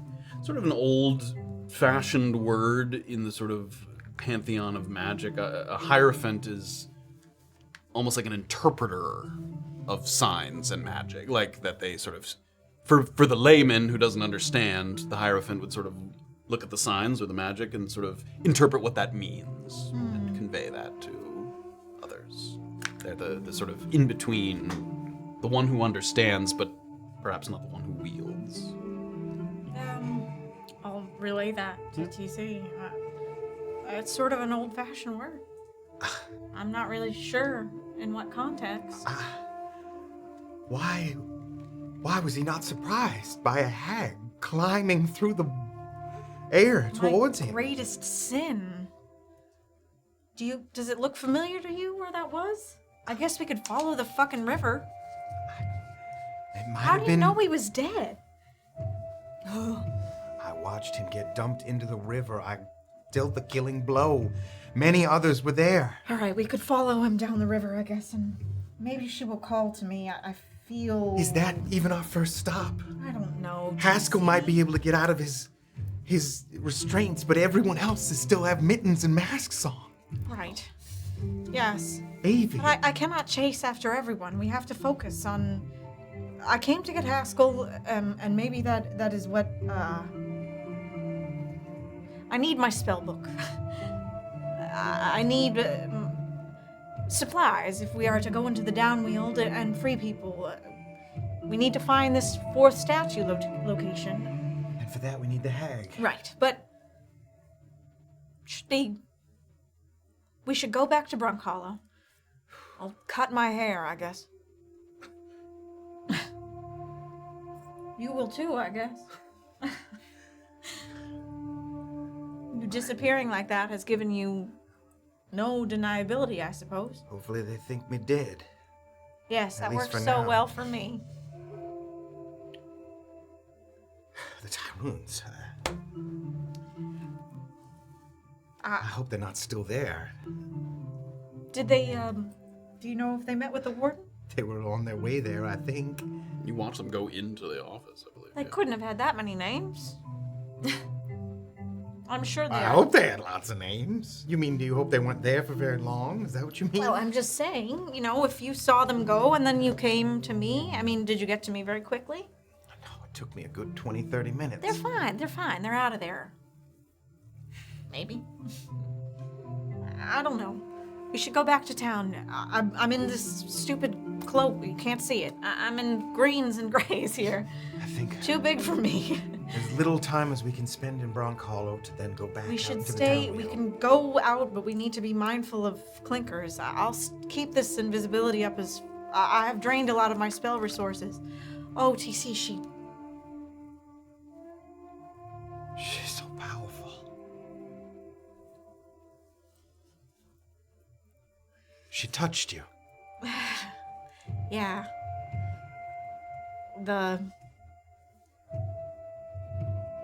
That's the thing with the arcane. It is all around us at all times. It is chaos in a neat form temporarily, and you can pull from it if you've the skill or the knowledge and to be near her and all that. Is good or bad?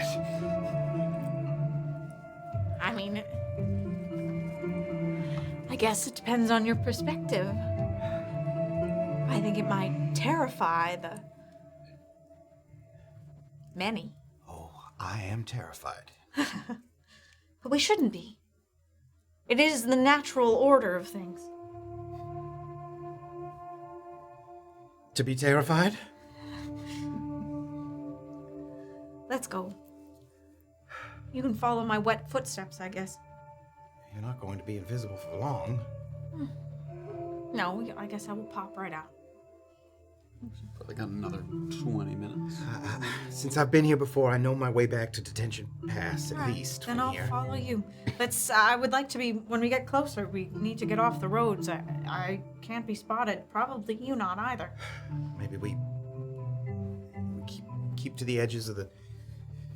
We stay off the road and we peek to see if we can see Doxley and Illien. I probably lost my pass without a trace, because I got whacked, like, several times. Oh, yeah, if we weren't rolling for that and some time has passed, we'll say Great. that left.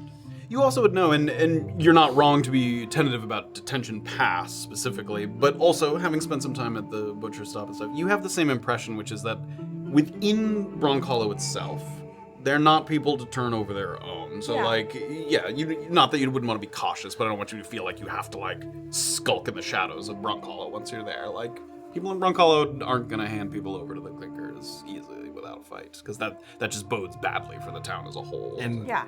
how much word has even gotten to Brunkhollow? Yeah, at this point, probably, yes. But I just mean sort of going forward. You don't have to feel like you can't show your face in Brunkhollow. Let's be cautious out here in the Downweald. I'm sure they will be on high alert. The good news is, they might be less focused on me than they were before. They certainly have their hands full. Or, actually, quite empty. Oh, What have we done? gods, we have ruined some careers, have we not? Yes. There ain't no coming back from that. Emperor's Try. I mean, shit. I certainly feel better about Eiven being out, but I don't know what the others were doing in there or why. Some of them, I think, were probably nothing at all. Can we sort of start marching towards? Give me perception checks, too. Some of them were perfectly normal, useless. Normal, useless. 15. 28. Normal useless. As you start to move off of some of the planks where the tavern once stood and into the kind of wet, soggy lands there, it's not what you see, but what you hear that you pick up on a little bit, and you see some of the sort of reeds rustling, which in the wind wouldn't cause any suspicion, but it comes with a little bit of almost like a yelp. Sort of. And you look into the distance, and there's some four-legged creatures surrounding, sort of circling this general area from a distance. And you see one, and then you see another, and they're kind of making a slow, kind of prowling circle. I think we are being hunted out here. And one of them slightly larger than the other. I've no weapons, TC. Take my club and dagger. I've got a hand crossbow. Okay, do you think we ought to switch? I am better at a distance. Let's get out of here. All right. And with that, the strength of your perception check, as you get a little bit further, it looks like there are hyenas prowling around the perimeter here. If we need to, we go for the biggest one. Here, give me your bow, and I will My what? your crossbow, and I will shoot at one, and then they will see it as two of us. Right now, they think it is just you. Then come on. As you look off into the distance, that circle that they're making is getting a little tighter. I will a attack. It will scare them off. But Or I engage them. no. We could just run. But they think it's just you. I'll come out of invisibility and see that All it's right. more than one. All right. I hand over my crossbow. Make a. The crossbow floats in the air because it's not something you had on your person. How far away are they? I mean, let's say Not pulling up a map or anything. Yeah, nice. like 80 to 100 feet, depending. Yeah, Okay. 80 to 100 I'd like to feet. get so that I'm not still within range, not like a disadvantage on it. Okay, what is that? I can't. 30 feet for the hand crossbowing. Oh, yeah. shit. Very Because if you don't have sharpshooter, Although you're an unseen attacker, right? I mean, she's invisible. She is, yeah. So you do you get advantage? could just be. If you did it from the long range, it would just Yeah. be a straight roll because you're an unseen attacker. That's correct. Because you have the invisible condition. Okay. Okay, well. +6. All right. I'll get. I'll shoot. So I'll there's shoot one, with looks like disadvantage. one big one and 4 small ones. What would you like to Shoot at the big one. DC grits his teeth. Holds onto a club. All right. I'm gonna shoot at the big one. Yeah. Go ahead and make your attack roll. Oh boy. That's 20. 24. Definitely hit. Roll for damage. Okay. Can I have cast Hunter's Mark on it ahead of time? Can we say that? I'm gonna say no. Also, that would have made you become uninvisible. Yes, Oh, no you would've had unseen attack. Okay, fair. Then I'll keep it as is. And sorry, what's the dice for that one? 1d6 plus whatever your modifier is. Okay. Plus dex. So plus 3, that's 7 piercing damage. And you see it kind of, and they like sort of move outward a little bit. You can see the reeds kind of jostling as they sort of reposition themselves. They were sort of taken surprised by something that they didn't see, sort of attacking from a distance there. Can I minor illusion like a big roar, like in the distance? Sure, yeah. Give me a intimidation check. Give me back. I'll make the second shot. Oof, and that one. Okay, hold that thought. We're gonna pivot over to where the Tyruns are here for a moment. Set up. Yeah, let's fight next. Let's fight next, Yeah. Throw it to me. As you creep a little further forward, you watch as Bodhi sort of motions to kind of keep low, and you move through the underbrush, and you come up to where the land kind of levels off, and then it dips down, and you can hear in the distance a river flowing sort of a little bit further off. And he creeps a little bit up, and he points off to the left a little bit where there's kind of like a rolled up sort of sleeping bag, like a rolled up thing. And next to it is a longbow and a quiver that's been sort of leaned up against the tree there. So that seemed to be where he was keeping watch from. So he draws your attention to that. And then he gets up to the edge and he points down. And you can see the larger than average size kind of axe beak sort of stomping back and forth in the front of this cage. And it's using its beak to kind of hit the top of the little lip of the cave there, and rocks kind of trickle down each time. Okay. How far away would you say? Maeve so pissed in there. Yeah, she's gonna kill Bodhi. Livid. She's gonna come out Poor here, Bodhi, man. kill Bodhi. Most unemployable man in Useless. Thanks for having my back, though. 140 feet 140 from the feet? edge of from the lip of this little sort of dip down here. Yeah. All right. I'm itching for a fight. So longbow. Do you want to get closer before I take a shot? Oh, got it. So you're gonna stay back nice and safe, and I'm just gonna go. I'll creep up with you. over. I'll creep up with you.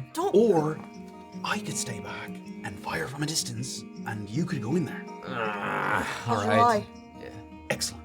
Oh, really? Yeah, I've been shooting bows since I was a kid. Okay. All right. Here you go. Thanks, brother. Yep. All right. All right. Oh, then do you? So I'm gonna wait until you get close. Is that- I'm gonna just charge in, and then when I'm getting there, loose a shot. all right. Great. Aren't you excited? Yeah. Finally. I'm A gonna fight. All right. If he's fucking charging in there, I'm gonna be like a 15 feet behind him. Like I'll be like a second layer. So who has which weapons, just to be clear? I have a dagger. Short sword. And there is one more dagger, right? Oh, because I gave it to Bodhi. Yeah. Yep, so- Oh, can I have that dagger back? Yeah. Thank you. I'm just Do you want using the bow. to go two-handed with it? Sure. All right. There you go. Then I'll have 2 toothpicks to hit him with. Yeah. Lead the way, brave brother. So the bird is stomping around, and because it's sort of bashing its beak against the rocks, it's making quite a bit of noise. It's possible that you could sort of creep up on this thing, given that. Okay. But you don't have to do that if you don't want to. I hear your creeping up instinct. I would like to maybe try Yeah. to first creep up onto him and then move in a straight line and then get a charge attack off if I can. Okay. Yeah. So does that? It would just use your So you need to get within movement distance, basically 30 feet, right? Is that right? Yeah, because if I move within 10 feet of it, yeah. You just have to move at least 10 feet, Yeah. right? But that's what I mean, is you can't because you have to make an attack at the end of your movement. Yeah. So you need to get within 30 feet of it to then use the charge attack, Gotcha. right? That's what I'm trying. Great.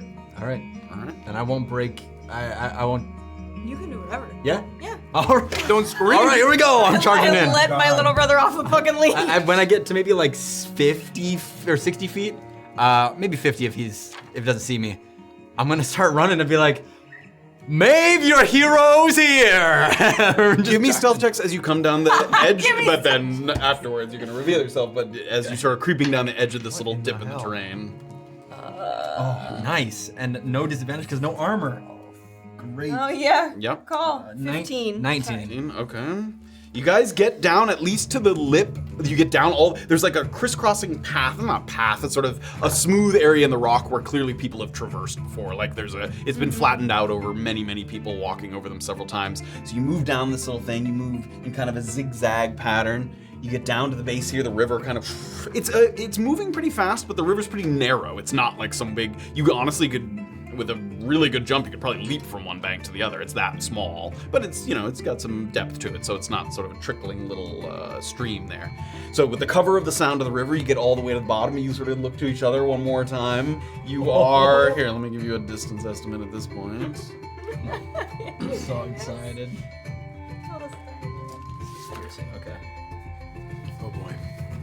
Here we go. Here we go. This We're point, back, you kind of. are about 80 feet from it at the moment. Do you want to try and go closer, or are you going for it at this point? I would try to get closer. Yeah. If it hasn't noticed us. Closer. Okay, give me one more stealth check. Allien's like, a little more. 18. 18. 11. Okay, pretty good overall. You guys get up to the lip of the river there. And you guys can see now the creatures are back and forth, and I'm gonna say 50, 40, 30 feet, and you crouch and stop. Maybe your hero's here! Everybody roll me initiative. Alright, let's Moving go. on. Yes. Oh, let's go. Yay! All right. Oh, come on. We're so back. You can swap. And you guys get to roll advantage on your initiative. Oh, okay. My God. I rolled the exact same thing. Nice. Okay. Is it a free like 20 to 25. shot first? 20 25. Oh, I'm sorry. Sorry, say it again. 20 to 25. Not me, babe. Amy. It ain't me, babe. 15 to 19.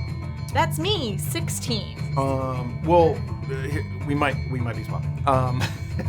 Okay. Right? Yeah. Yeah. Would it be before we get into the we had? Yeah. Can she hand me the hand crossbow back before we get into?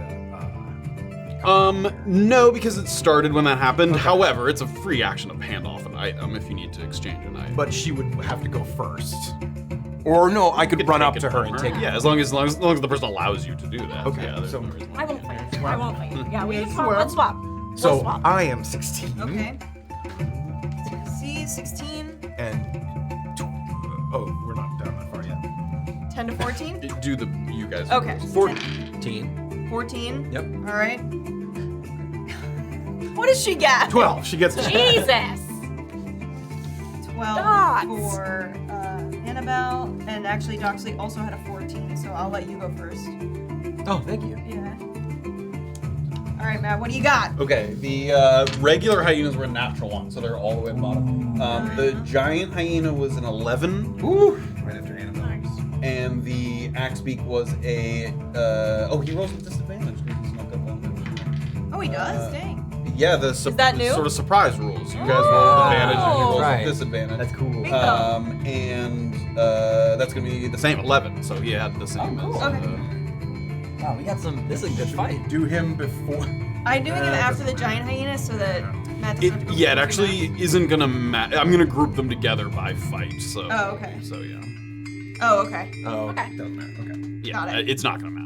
Can you fill out one for me? Yeah, do you want to there? group by fight? Sure, yeah, if that makes it easier. Okay. Yes, it does. TC. And go ahead and throw your monitors on whenever you're ready. Oh my god, a fight outside the prison? Oh, how stoked are With you guys? none of our skills? Yeah, it'll Yeah, be sounds fine. great. I mean, I'm doing okay. Oh, good for As you. long as I have my... I don't have any spell slots. Yeah, but you have cantrips. All right, so we return to the scene of the Nilbog. You can see Wow. that the tavern has been reduced mostly to rubble and ash here. Look at that. Memories. Creeping out of the tavern is TC and Annabel.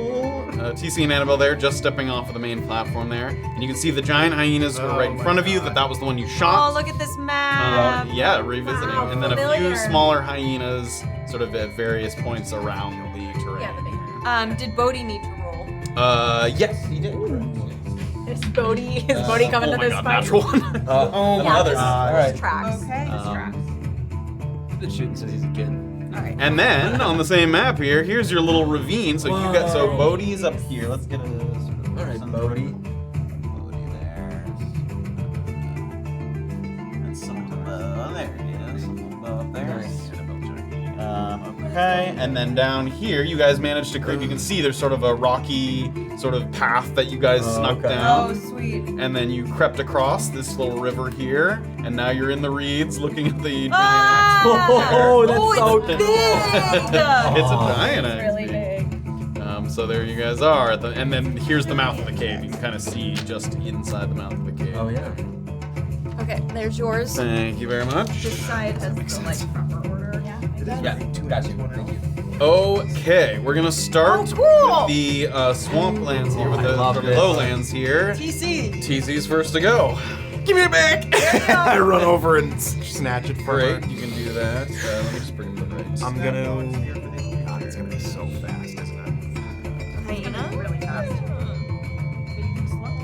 Sure, have everybody. We're gonna get Bodhi's step block. I'm gonna have to do a stage. This. So there we go. Okay, TC. So you do a quick little, call that. Yeah, we'll call it. Oh, fuck. Just 5 feet to run over there. If Yeah, you had to run over and grab it from her. Oh, bummer. There's no, like, toss it to me. It is to be her turn to Yeah. toss it. Fuck. Okay. Damn it. All right. Well, sharing is caring. I'm gonna take a shot here. At the giant hyena? At the giant, Great. definitely. Yeah. I'll even read that if it's bigger, but I'll read. Oh God. There we go. Okay. So he is well within range there, about 50 feet away. My history of hyena knowledge. How fast do I think that?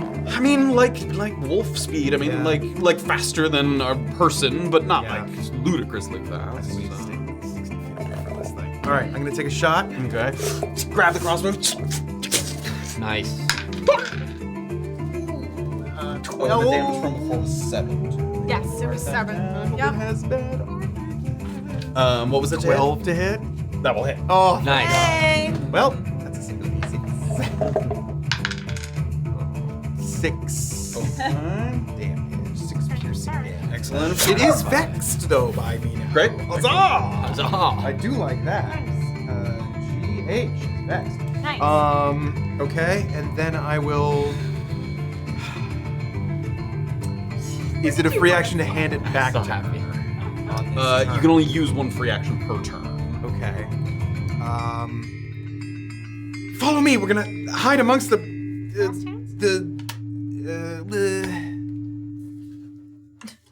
If you haven't used a bonus action, I would allow you to fast allow hands me to hand it back fast to her. hand Yeah, it back? sure. I would say that's okay. fast hands utilize. Yeah, I would say Yeah. you can utilize a can little utilize shuffle it, pass. give it Yeah, back. if you spend a bonus action to do it, I'm okay with. Okay, I will. Let's try to pass it back and forth if we can, right. and I'll give it to her.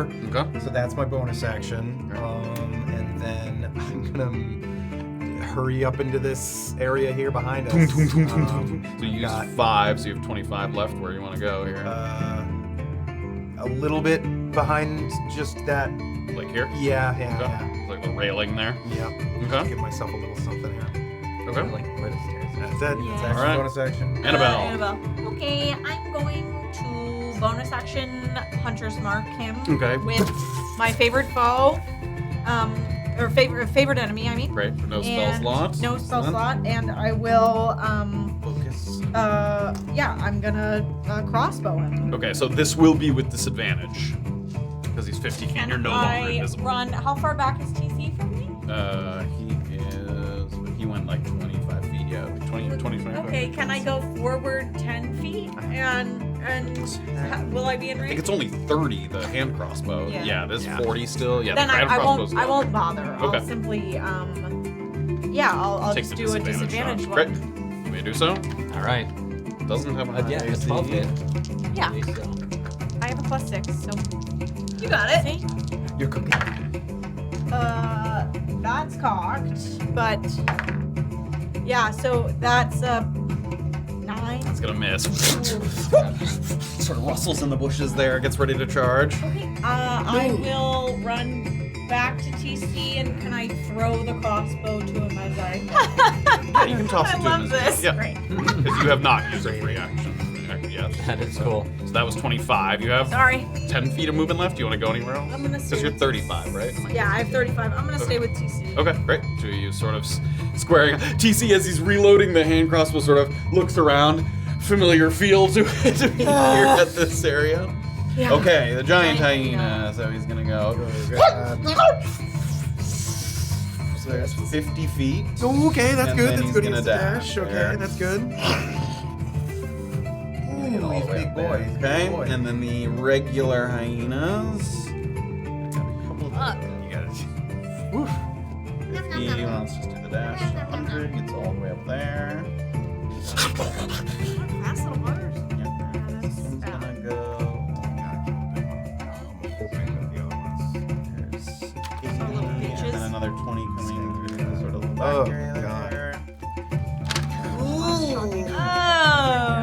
No. I put down the healing potion earlier. 70, Stupid and ability squeezing ones. through here. Yeah, a lot of good that did. And I think one more, yeah. I wish I was still invisible. Yeah. 100 feet. There we go. Activated. So you can hear them sort of all climbing on here. So they all had to dash, so none of them get to attack this turn. Which takes us over to Illien. All right. Oh. Whoop, whoop. Alien's just gonna run up to the axe peak on the way, be like, "Sister, look, no change. Look how far I'm going." Atta boy, Yeah. Oh yeah. And then I'm just gonna take a big swing into the axe peak. Okay. All right, Oh my here we God, go. This thing looks Oh, like that's great. That's gonna be a 24. That will hit. All right, 1d6 for a short sword.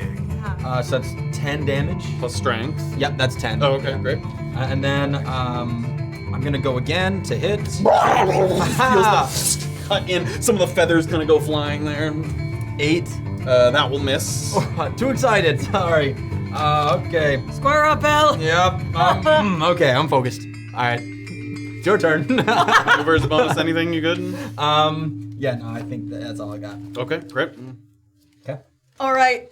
Oh, Doxley's gonna start running, baby girl, Yeah. and she's gonna move at least 10 feet toward a target and make a melee attack. Damn, 30 so feet. I'm using the charger. So here I go with my first attack.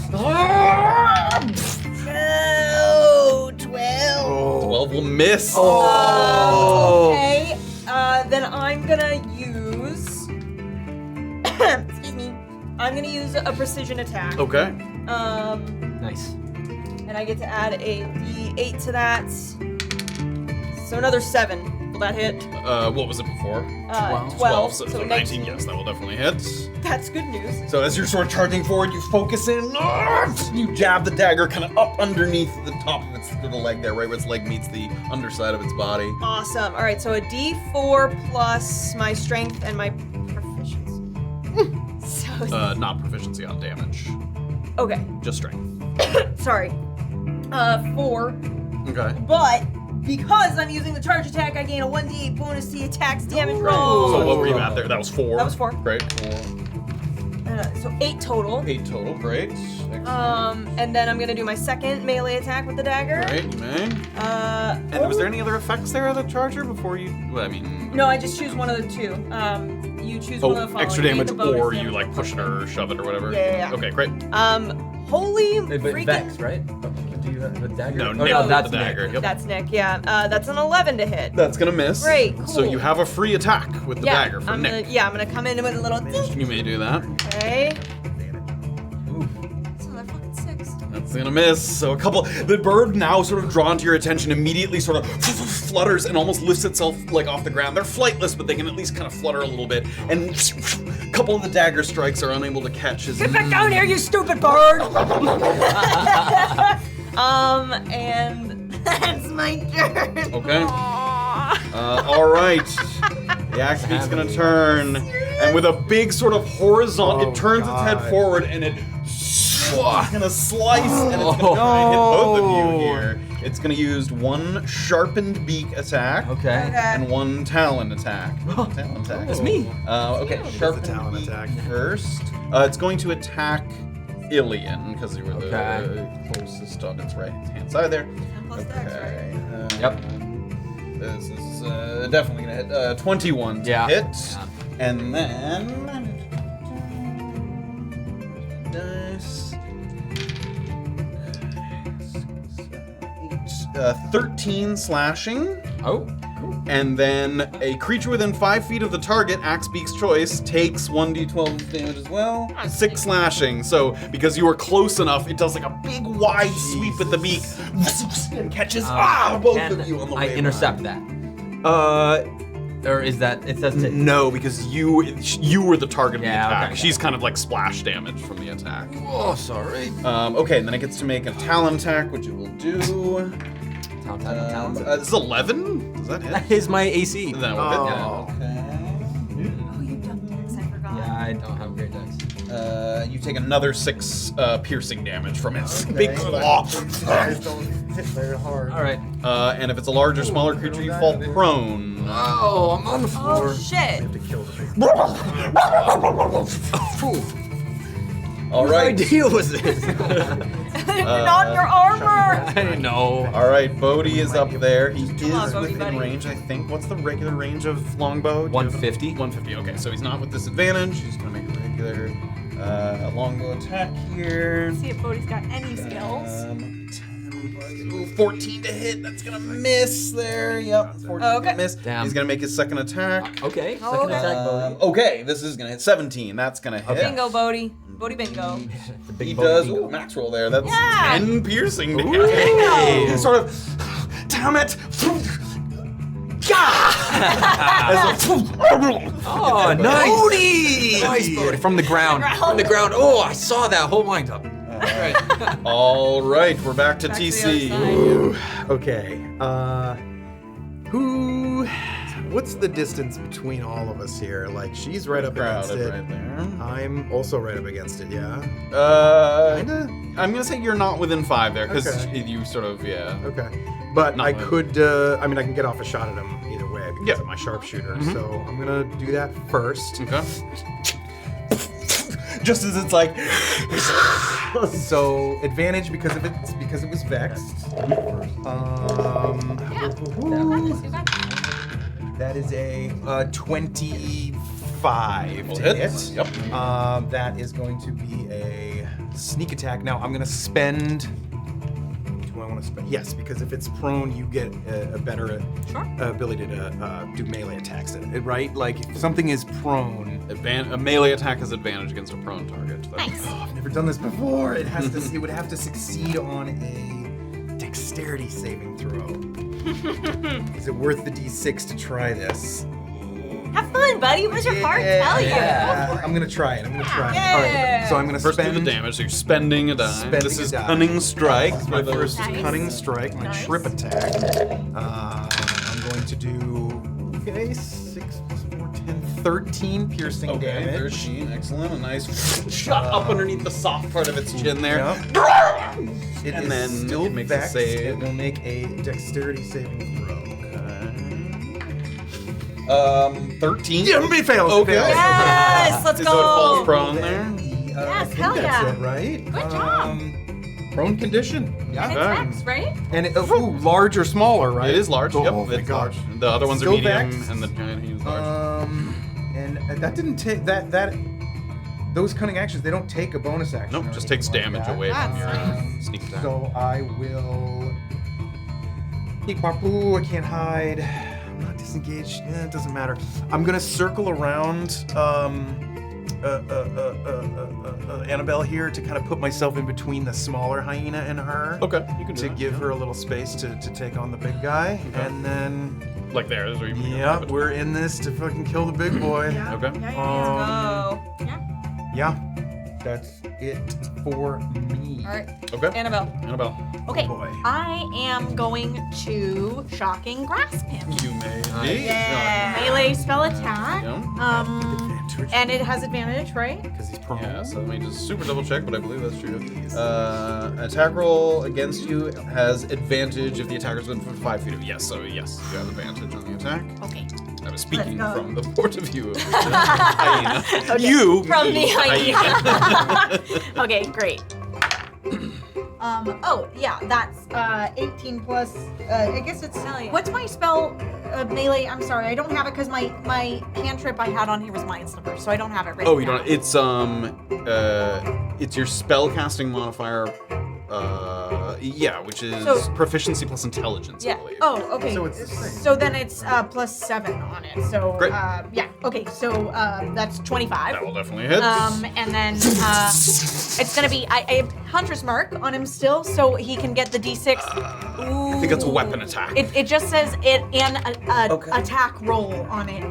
What I can't use is the Colossus Slayer Got it. because that requires a weapon. But the Great. new language on it says Yeah. is if you make an attack roll. So I couldn't do it on a cantrip, but an attack roll. You is can do all it on a says. cantrip as long as it's an attack roll. I couldn't do it on Yes. Mind Slipper, which Yes. is what I had Great. before. That's great. So yeah. No 2d8 plus a d6. Great. Wow. D6 force. It doesn't matter, but it is Right, force. it's damage. force, Yep. and then the other two are lightning damage. So TC, you watch her wind up the electricity, and you're thankful this time that you're not on the other end of it.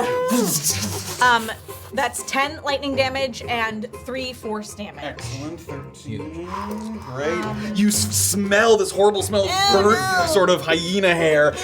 A big puff of sort of fur goes up in the air. Can I turn and like yell to try to scare the other ones? that are close Yeah, by? you can. I mean, you rolled a intimidation already. So they do seem to be taking their lead off of the main one. So as long if the big one's in the fight, they're gonna stick to the Sounds alpha. good. So. Sounds good. Okay. That is bonus action. Yeah, that's it. I'm gonna stay where I am with TC. So Okay. yeah, I'm good. That's my turn. Giant Excellent. hyena. Giant hyena. He is going to pull himself up off the ground here, and he's going to go for the one that just shocked him. Makes so he's going to do. Okay. Got no arm. Hit. 16 to hit. Oh yeah. Great. And I need to ask you this: are you bloodied? Are you half health or lower? No, not half health. Great. 12 piercing damage. Bloody now. Great. It just makes one attack. It doesn't do 2 attacks. That's nice. And then the little hyenas are gonna come closing in. All right. Oh, God. So those two definitely attack. Oh, Can this God. one get within range? 30. Yeah, that one can. Jumps up onto the wall. Yeah, so that's cool. up here. Takes a little leap. 5.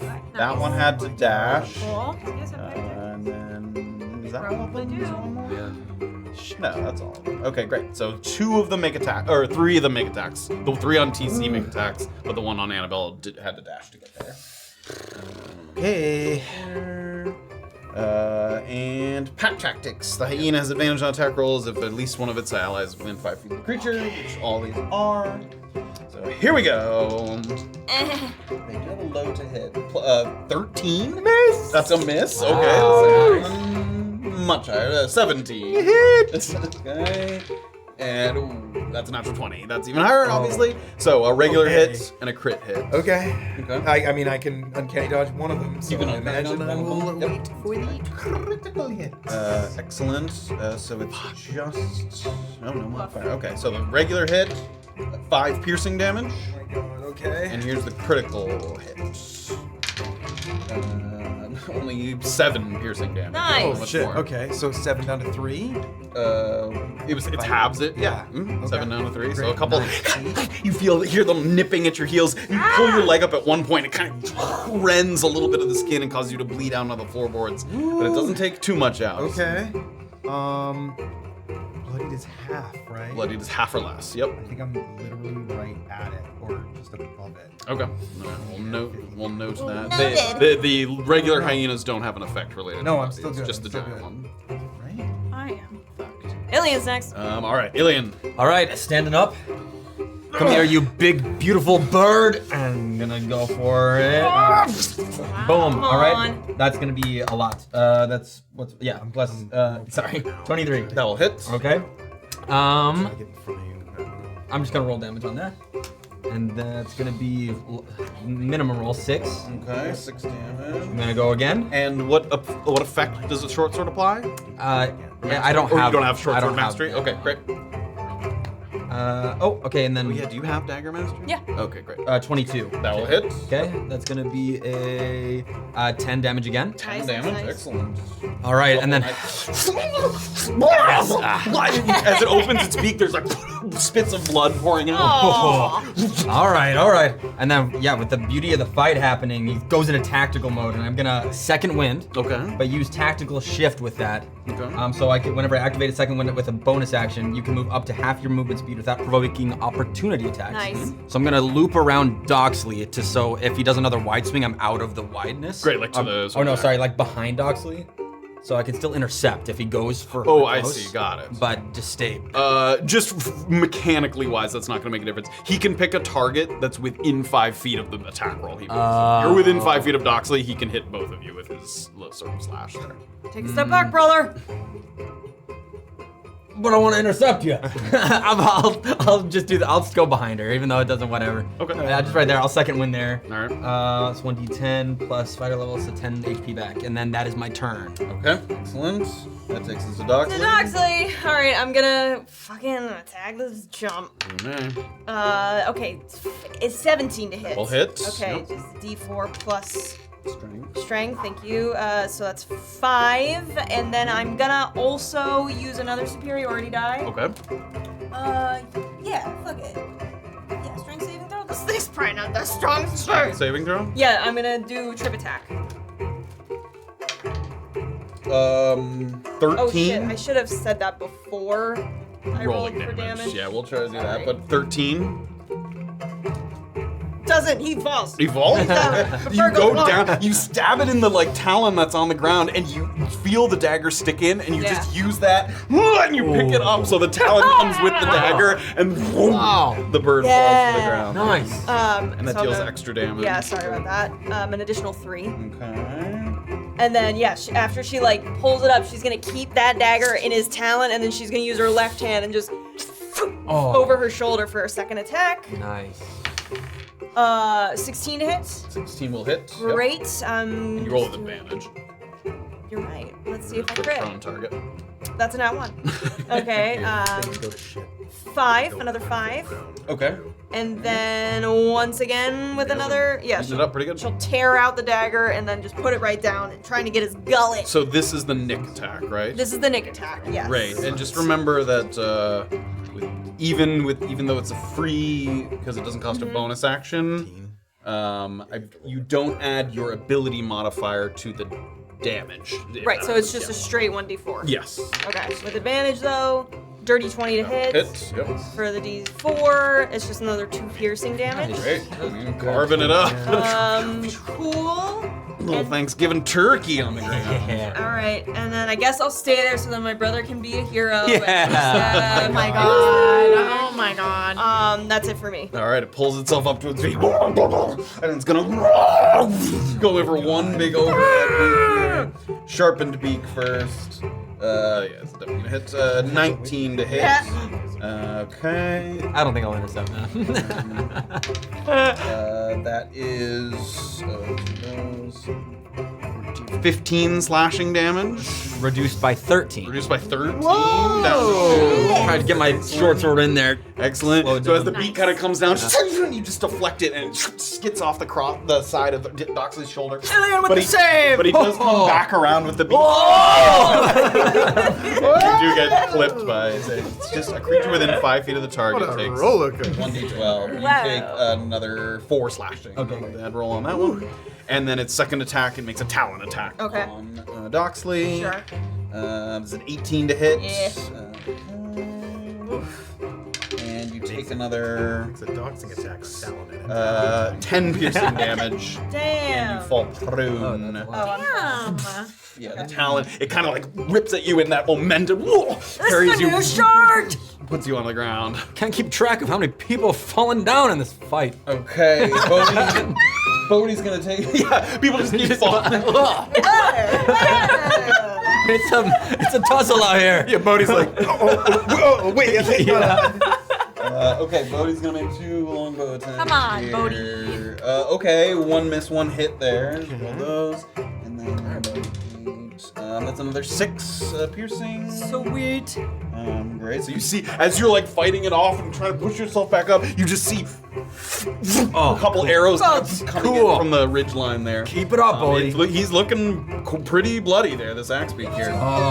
Okay, let's swing around to the other side to TC. how's this giant hyena looking? Pretty messed up. Okay, okay. You great beast! I didn't make it out of that jail to fucking die here! I'm gonna make he's still vexed, so I've got an advantaged attack here on him, even at 5 feet, sharpshooter. It doesn't matter, I'm gonna see if I can first. Natural 20! Yes. Holy shit, okay, Got this, so got this. I guess the way that I'm doing it, I'm gonna roll my full... Whatever, I'm not trying to trip him, I'm just trying to do a bunch of damage. Okay. And do it. then I'm just gonna do a bunch of dice. Yeah, do it. Either double the dice, or you can double the total. So bunch of dice. instead Do of it, do it. 4d6, it's 8d6. Yes. Yeah. Go, big roll. Like a fireball. Okay. 10, 20, 22, 4, 6, 7, 8, 9, 30? Bolt's gonna rip through the underbelly of the hyena there. Oh my Up god. through the top, and the bolt like goes further and then like hits the water further off. That's how like far it went through, and it kind of takes a couple. On the floor. TC will give a great. Yes! They look around. Yeah. Nice. The hyena, the other hyenas. They look are scared, still- yep. They look scared. Okay. That is my attack. I don't have a. I'm not gonna leave her there. I'll stay here. Okay. Yeah. That's it. All right, Annabelle. Okay, I'm also gonna say, yes! And I'm gonna shocking grasp the hyena that's right next to me. Sure, right you may here. do so. Yep. Big hit. That is 15. 15 will hit. Yep. Okay. 15. I'm gonna do the same thing to can I move my hunter's mark as my bonus action? I'll let you move it. We gotta say that ahead of time in the future. But yes. All right. Yeah, you need to say that ahead of time. That is 13 13. piercing damage. Well, no, one. Some of it's a lightning damage. But Well, it does kill it regardless. When the bullet goes through your skull, what matters what type of damage? Any movement or anything? Any other? no, I'll just go right up to this guy right next to TC, like right here. TC's re-racking and looking right at their face like. And just, I'm gonna move my hunter's mark to the guy. No, I can't. Oh, you can't? I already moved it, so I need Oh, to it's move bonus it to the action. next. bonus Yes. action. Yes. Oh, I see. Sorry, I don't know how things work. Okay. Okay. Neither do I, apparently. All right, the hyenas, they look like they're getting ready to run. In defense of themselves, they're going to rip and run here. They're going to make an attack, and then they're going to run. So they're going to do 2 on TC, 1 on Annabel. Okay. 17 and 4 are the 2. 17 hits. 17 hits, okay, and then the 1 on Annabel is a 13. Yeah, because I don't have any armor. Okay, So, great. yep. Okay, so just 2 little nippy attacks. Double 6s. 6. You both take 6 piercing. I'll uncanny dodge. Okay, you may. 3. And then they're gonna. You can make attacks of opportunity if you would like to. They're going. Just let them go. One of I'm them. just One gonna of let them's it gonna go. get. I'm You're gonna gonna let let them it go. Great. They scatter into the reeds there, and you guys are done. We're gonna go back over to the other side. Let's go. Let's go. All right. Illien's gonna run around the right side of Doxley and slice at its legs. And he's gonna do that back and does a. That's a lot. I keep forgetting. +8, dirty 20. That will hit. Okay. Yep. Before I roll damage, I'm gonna goading attack it. Okay. So that's gonna be a D8 extra damage. And is that a save? Yeah. So wisdom save. No, that's a 9 on the wisdom save. Okay, that fails. So now it has a disadvantage on any attack that's not against me. Great. We're trying to get its attention. Okay. And the damage is pretty low. It's gonna be 10 with this. 10 total damage. Yeah, 10 total. Great. Okay. I mean, it's getting pretty carved up there.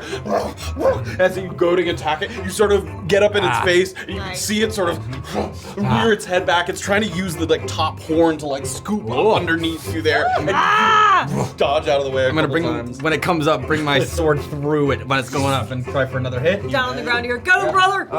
12 to hit. That's gonna miss. Oh, I did that too. Shut up, sister. And then I'm gonna keep looping around without opportunity and just get further away from Great. Doxley. You may do so. Yeah. Footwork. Yeah. Light feet. Okay. All right, it's me. I stand up. Actually, you get up from the ground. All right, first attack, dagger. Here we go. That's a 19 to hit. That will hit. Okay. Yes. It is me. Go on. And I'm going to be doing. I will be doing another trip attack. I will use my superiority die before I roll any damage. Use my superiority die. Spicy. So let me roll damage first. So it's a D4 plus the D8 plus my strength. 8, 9, 10, 11, 12, 13, 14 damage. 14 damage. You reach up and grab the bird by the neck and. With a dagger? Yes, girl. Bok, motherfucker! And the creature Yes. collapses into a heap on the ground there. Victory for the Tyruns. And as you guys are standing there, you hear and an arrow We're good. Bodhi, that was awesome. I wasn't sure if it was dead. You got it. It's good cover fire. Yep, absolutely. Wow. Is Maeve all right? Oh yeah, Maeve. Go be your knight in shining Oh, armor self. I'll You can walk see up- Bodhi's starting to work his way down the sort of ridge line there. I'll jog into the cave. Into the cave. Maeve, favorite sea elf. Maeve? I'll a step further in. Doesn't look like it's that big in here. Like you can kind of see. Give me a perception check. Okay. 12. 12. Okay. You scoot around a little bit, and it takes a little bit of time, but at one point as you're moving around, you hear ting. You look down, you reach, and there's an empty bottle on the ground. Give me a nature check. Okay. 15. 15. It smells like it has a little bit of an essence to it that you smelled before, and sometimes soldiers use these on tough days where you're marching long distances. It's called a potion of expediency. Oh. And it allows you to move very quickly. It's not like a potion of haste. It's not quite that powerful. I see. It's more just movement. Like haste lets you attack extra times and stuff. But mechanically it gives you sort of expeditious retreat. It lets you move very quickly. What's going on in there, Bodhi's elf? splashing through the water. Bad news is there's no Maeve. Good news is there's no body. There's this potion though. I think she downed it and got the hell out of here. It's a fast-moving potion. You're telling me she wasn't in there? It looks like she dipped out when you were sleeping your noggin off. Bodhi. You're fired again. Sorry. Yes. I've had a tough go of it lately. Yeah. I'm sorry to have put you in any danger. No, you're fine. I needed that. That was great. I'm sorry you've had a rough go. I was a bit brash there. Shouldn't have said that. I am fucking fired. Yeah. Well, it seems like she's the one who ran off from your sight, so Why is that your problem? Besides the fact, I guess, that you were sleeping. I imagine she only ran off because the fucking Axbeak showed up. Is there another way out of this cave? Not that I saw. It's So pretty her small in being there. fast, Yeah. just to get past an Axbeak? Does that track for you? That makes sense to me. I mean, if she's quick enough. I mean, it's weird Just that while it wasn't looking, she just darted away. it's the only thing I can think of. Oh. Unless she has a freaking potion of that one fucker we won't even talk about anymore. That's what this was, but I don't think so. Buddy, where'd she go? She probably went back to Brunkhollow. It's the only thing I know she was coming out here for, so if she's not here, she's either in Brunkhollow or she's fucking somewhere I don't know. Well, this was a good bonding exercise. I'm glad that we had this moment. We have some business we have to take care of, but Yeah, I won't waste any more of your time. Sorry. Buddy, where can we find you if we ever need you for something? A job? Well, I work over at... Yeah. I guess you can find me at maybe the music box. Alright. okay. Maybe the butcher shop if they have me. We'll see if we can fix that situation up if TC brings in a right thing or whatever. I don't know. Yeah, we'll see. Again, sorry. You're fine. It's no skin off our back. Give him a pat on the back. We'll see you in town. Keep the chin up. You can't get any new jobs if you're looking at the ground all the time. Give me a persuasion check. It's a 9. Yeah. You know what? Can I tactical, Ooh. Yeah. whatever it's called, tactical 9? Do it. Yeah, okay, so it's gonna be just 1d10, yeah, so plus 6, so 15. Okay. Got the job with Maeve, and I got the job at the butcher shop. I can get another job. Yes. All right. I'm gonna gather my things and then head back to Brunkhollow, but I'm not far from the road, so you're welcome to go on your own if you want. If you're busy. Alright. Yeah, just be careful. Yep, see you back in town. Can I have my sword back? Oh, can I keep it for a little longer? I'll bring it to you, I promise. But we're just gonna be out in the downhill for a little longer. Oh, okay. All right, I here know you you go. miss yours. Thanks. We've got 2 daggers. It'll Yeah. be fine. It's just can't really buy a new one, can I? No job. Yeah. You have a fair point. All right. All right. I'll tell Maeve that you did her a good turn, even though she wasn't here to see it. Does she need more bat shit? We could just grab some in there. Empty bottle. Put the bat shit in the bottle. All right, bash it in the bottle. All right. I'm gonna go get my things. Okay. Alright. Scrape Cool. away. Alright, Alright, Elaine, you've got yeah, until, super like, quick, got until, 3 like, minutes. Count to 60 or whatever. 60. We got 3 years then. All right. Oh, Doxley, you can't count. I'm joking, sister. All right, we go scrape the Got stones. her. Sure, She like give kicks me- him in the ass as he goes into the tunnel. Give me a perception check to see if you can find some sort of spots there. That's gonna be a 15. 15. Okay, there's a couple areas. It doesn't, fill the water. It gets maybe a quarter of the way. You see some like white splotches, and you kind of use the blade of one of the daggers on the stone. All right. It's dried. So. All right, stow that in with the gold ingots. 500 gold in one pocket, bottle of bat shit in the other. Ready to go. He's a rich man, baby. Start to work your way back up the hill. You're starting, and you up at the top of the ridge. You can see Bodhi's just sort of getting to the top there. He walks over where his kind of backpack and his bag were over there. And that, my friends, is where we're going to end tonight's episode. Wow. As we seek to reconverge in Brunkhollow, and a hearty congratulations on level 7.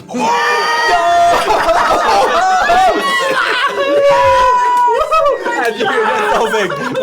The prison arc is concluded. The hag is out. Wow, she is. And you've reached level 7, and with a little bit of hag magic of the weave touching you, you have the option to choose either ranger or wizard. You can choose either. That's You can decide, fucking and that wild. lingering energy is there, so you might be able to do that later if you wanted to take the extra ranger Okay. level. Now that's your decision. You can decide. Okay. That's a tough one. That's a tough one. That's exciting. Get this out of here. What is this crap? I believe I even have cards. No way. I wasn't sure how far we'd kind of get last episode. Give us the treats, give us the Here's treats. The Know Your Enemy Battlemaster feature. That's the one where as a bonus action you can sense immunities, resistances, vulnerabilities. Nice. I have roving here for ranger, but if you don't necessarily, but that's the extra movement speed. I think that. And then reliable talent and evasion for rogues. Evasion. Yeah, so if you succeed on a dex save, you take no damage instead of half damage, or if you fail, you take half damage.